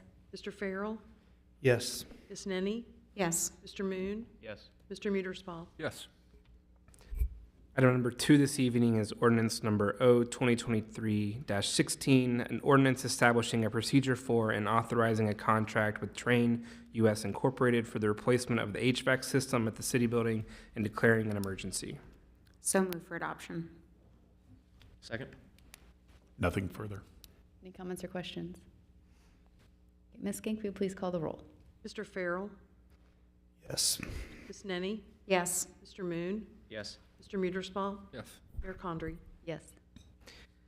Next item is resolution number R 2023-07, a resolution to make adjustments to appropriations for current expenses and other expenditures of the city of Middletown, counties of Butler and Warren, state of Ohio for the period ending December 31, 2023. This is for the general fund and as a second reading. So move for adoption. Second. Anything further to add? Nothing to add. Okay, this is for the Incident Command Center grant. Yes, this is for the Fire Department Incident Command System. Any comments or questions from council? Okay, Ms. Gank, will you please call the roll? Ms. Nenny? Yes. Mr. Moon? Yes. Mr. Muederspaw? Yes. Mayor Condrey? Yes. Mr. Farrell? Yes. Item number 4 this evening is ordinance number O 2023-17, an ordinance establishing a procedure for and authorizing an amendment of the contract with Community Building Institute for operation of the community center. This is a second reading. So move for adoption. Second. Nothing further to add from last week. Any comments or questions from council? I just have a question. I wasn't here at the last meeting, and I was going through the packet, and maybe I missed it, probably did. The increase in the operations costs, what was that for? So the increase is like a lot of organizations and even city departments with cost of materials, supplies, et cetera, staffing cost. And Nathan, correct me if I'm wrong, I believe the actual increase in this will only be like 32,000, correct? Because we had money left over from. Yeah, and keep in mind too that the price has been locked for several years with CBI. 2018. They have not seen a price in, or they have not, we've given them the same amount since 2018, I believe. So about 5 years. Yeah. Okay, all right. I think also their involvement in the construction project and planning for that was another reason cited. Yes. Any other comments or questions? Ms. Gank, will you please call the roll? Mr. Moon? Yes. Mr. Muederspaw? Yes. Mayor Condrey? Yes. Ms. Nenny? Yes. Mr. Farrell? Yes. Next item is ordinance number O 2023-18, an ordinance authorizing the amendment of a contract with Electrical Process Solutions LLC for electrical improvements at the water reclamation facility, secondary building, and declaring an emergency. So move for adoption. Second. Mr. Lawley? Council, this is emergency due to the fact that it's a change order at the water refinery facility.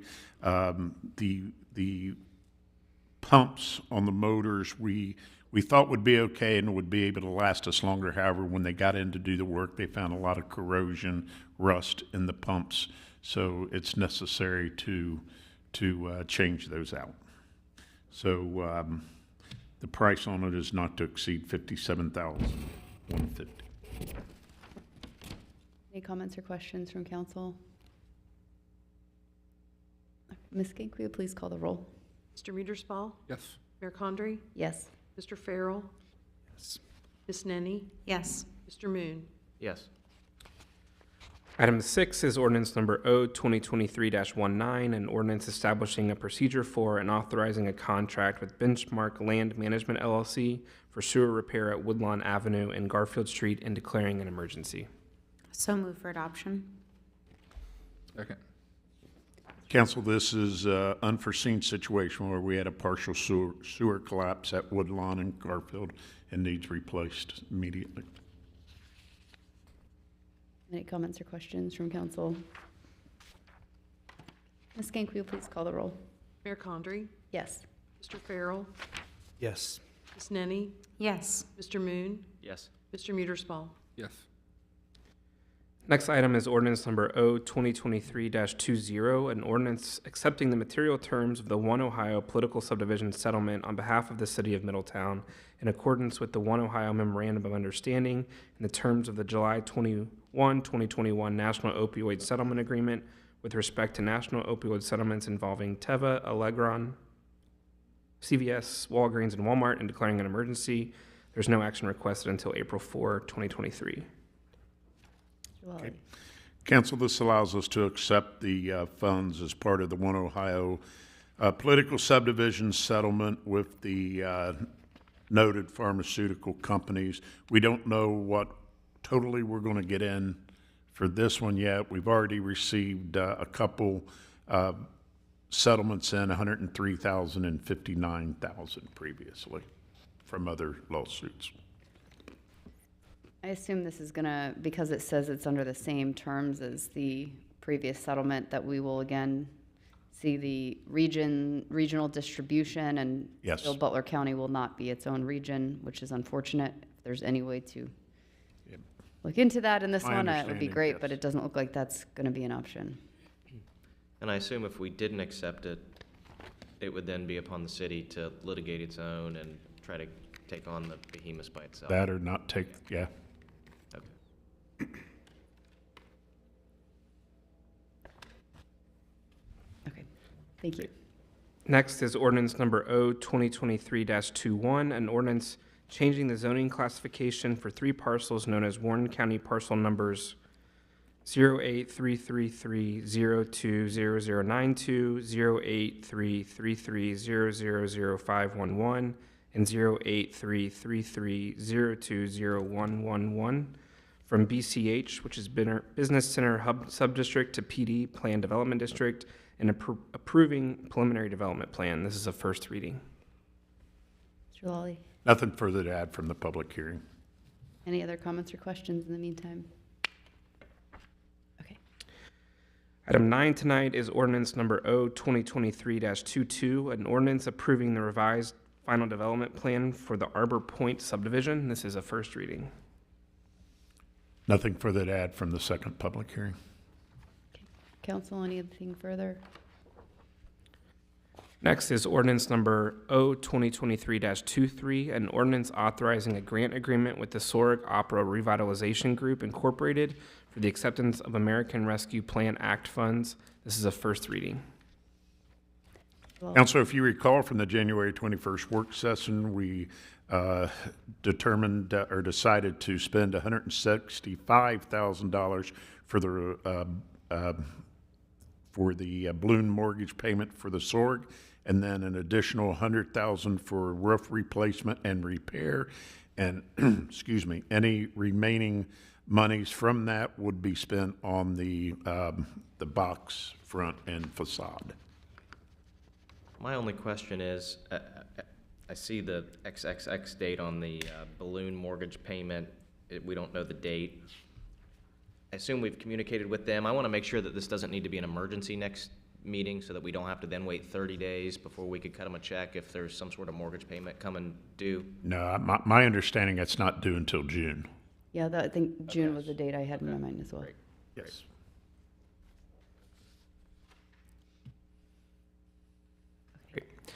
Item 11 is ordinance number O-2023-24, an ordinance authorizing the city manager to extend the memorandum of understanding with One City for Recovery. This is a first reading. Council, this is our MOU with One City for Recovery to expand services from the Hope Line to resources to respond to homeless services. We utilize $50,000 out of budgeted money funding for One Recovery for Housing to engage in providing services for an additional 12 months. Do I see Chief Burke up here wanting to speak, or Victoria? If you have any questions, it's pretty self-explanatory. It sounds like I know you guys have been doing a really amazing job and integrating with our city really well, working with staff and citizens and everyone, and I'm grateful for the efforts. Thank you. Do you have data you'd like to share? Sure. We're dying to come up, weren't you? Out at my bedtime, so. Yeah, thank you for waiting through 2 hours of meeting. Yes. You may want to pull that microphone just towards you a little bit. Thank you. Okay. So we have engaged 217 individuals in the city experiencing homelessness since the start of the program. So I think that includes September 21, which was the 6-month pilot program before we actually started, until current now. 1,181 interactions were focused with these individuals to build trust and rapport with them. 295 referrals were made to treatment, shelters, whatever, like they needed for their need was. A total of 57 individuals were connected to treatment 95 times. So we have some individuals that have went multiple times, which is very common. I've used 30 different treatment providers. I explained this in the beginning. We do not just use one agency, which is what I love about my job, is that I get to refer individuals to all agencies, not just one, which is really important. I do have 2 stories that I do want to highlight tonight, so I'm going to ask Holly Owens to come down and tell one, and then I'll tell the other. And they kind of like mix together with the quick response team that we have been running since 2016 in the city of Middletown. One individual was referred to me by an officer in 2021. This individual was referred to us. And in my notes that we had no contact with her. We couldn't locate her.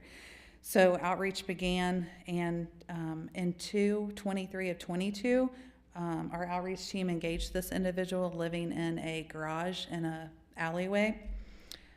She reported to myself and Officer Birch that she was currently pregnant and did not know how far along she was. So we continued to make weekly visits to her. On 11/30 of 22, she reported to us that she would like to go to the hospital. We informed her about the Berry Center at Miami Valley Hospital. They take individuals 24/7 that are pregnant, and they have an amazing detox center there. So we took her to Atrium. When she got to Atrium, she was later transferred to Miami Valley Hospital, where she found out that she was 34 weeks pregnant and had no prenatal care at that time. Wayne and I got to go visit with her and the baby last week. Baby is healthy. After she went to Miami Valley Hospital, she went to a program herself. She stayed at the hospital, for 2 weeks, had the baby, went to a program herself. The baby went to Bridget's Path, which is up in Kettering. It's like a medical detox facility for babies. And they housed the infant there until mother was done with treatment, and they were reunited at Joseph's Recovery up in Dayton, where she is there now. It was just really cool because without this outreach, that would not have been possible. And who knows where she would be, and where would the baby even been born was my biggest fear. But they're happy, safe, and healthy, and doing amazing up there. So I love that story. And then Holly has one that we'll share about. We had a gentleman that when we go out, we just ask them if they're ready for treatment. Are you ready to go today? This guy was never ready. We just kept, every time we saw him, even when the days that I wasn't doing outreach with Victoria, if I was in my cruiser, I'd pull up, I'd see him, hey, are you ready? No, I'm not ready today. That one day we were out, he was ready. We were able to swoop him up in our car and take him to treatment right then and there. The outreach is important because the ones that we seem to talk to that I'll be ready tomorrow. I gotta take care of some stuff, I'll be ready tomorrow. We go to pick them up, they're not there. If we can snatch them up right then and there, when they say they're ready to go, we'll drive them straight to treatment. So I think it's important, you gotta get them right then when they're ready before they have a chance to change their mind or somebody kind of interfere with that. So I can say it's been really successful. Yep, he's been there for 5 months now. He's been in treatment, so. I just wanted to say, thank you, because every time we've needed, Holly and I go back 30 years, every time we've needed something regarding this, Holly or Wayne and you are just phenomenal. And whenever I hear somebody say, well, the city's not doing anything, the police aren't doing anything, I wish they could hear what you guys do, what you guys see every day, because, it's honorable what you guys do and do on your own time that people don't realize you're not getting paid for. So thank you so much. And for you to come out to our community forum that night with the manager, you really kind of took it over and explained to everybody how it really is. So just thank you so much. We really appreciate you. Thanks. She's a huge asset because Wayne and I don't know all of the treatment programs and all the resources that are available. She's like a one-stop shop that if they have certain kinds of insurance or don't have insurance, or if they have whatever diagnosis, I can't keep all that straight. She knows it all. She can rattle it right off. So she's been a huge asset. Yeah, awesome. And it's great to see the passion on your face too as you speak with it. It stands out. I love it. I really do. I just, not everybody's going to make it. People are going to go multiple times, and we're going to have some really wonderful success stories. And it's just awesome to be a part of it. to work with you guys so closely. I want to thank all of you. I want to thank the City of Middletown, City Council, Chief Burke, Holly, and Wayne. I also want to thank my partners. We have Modern Psychiatry and Wellness, the Dr. Moss's program that goes out with us. We have DeCoach, which also comes out with us, and we have Woodhaven that also sends someone out with us. So it's not just us. We have multiple organizations that come out. So when people are ready, that they know that there's options out there. You don't have to stay stuck in one environment. Like, there's lots of opportunities for change if they want it. And those organizations, if that person isn't a fit with their organization, they don't have a problem contacting another organization that they don't work for and actually transporting them there for us. Yeah. So it's great. It's all about getting the people the help they need. Thank you. I appreciate you guys sharing those stories with us. I also appreciate all of the work that you guys do out in the streets. I mean, as a business owner, I will say that, like, in both of the locations where I have my business, I've heard from other business owners that the city's not doing anything to help businesses, and that these people, these individuals, are continuing to come around. But every time I've made a call to the police regarding an individual who's on one of my properties, they've come, and I always ask, you know, has this person done any work with Victoria? Like, have they? Yeah, she's asked. They're just not ready yet, you know. And so it's nice to be able to hear that some people do find success, and that some people do find recovery, and that the work that you're doing on the streets with these individuals in Middletown is making a big difference. Yeah, and we'll continue it. So thank you. Thank you. You're an extension of the hearts of our citizens, and I'm grateful for that. Thank you. We started this in February this year, working on the contract, and it's not actually up until May. So we got a jump start, because I just feel the work they're doing, we can't stop. I know we budgeted with Paul this year, so it's in our budget already, but the networking and the relationships they build is amazing. And to me, it's crucial for helping with the homeless. So that's why we're so passionate about it. Thank you. Any other comments or questions before? It's interesting to me too, like, most of the time when the police respond to something, they say, oh, we know this person, and they call them by name. And, you know, and that tells you that these people are residents of our city, that they are known to, in most cases, they are known to our officers and to the people who work with our officers. So, you know, I think that's a misconception sometimes, that they're not from here, and most of them are, so.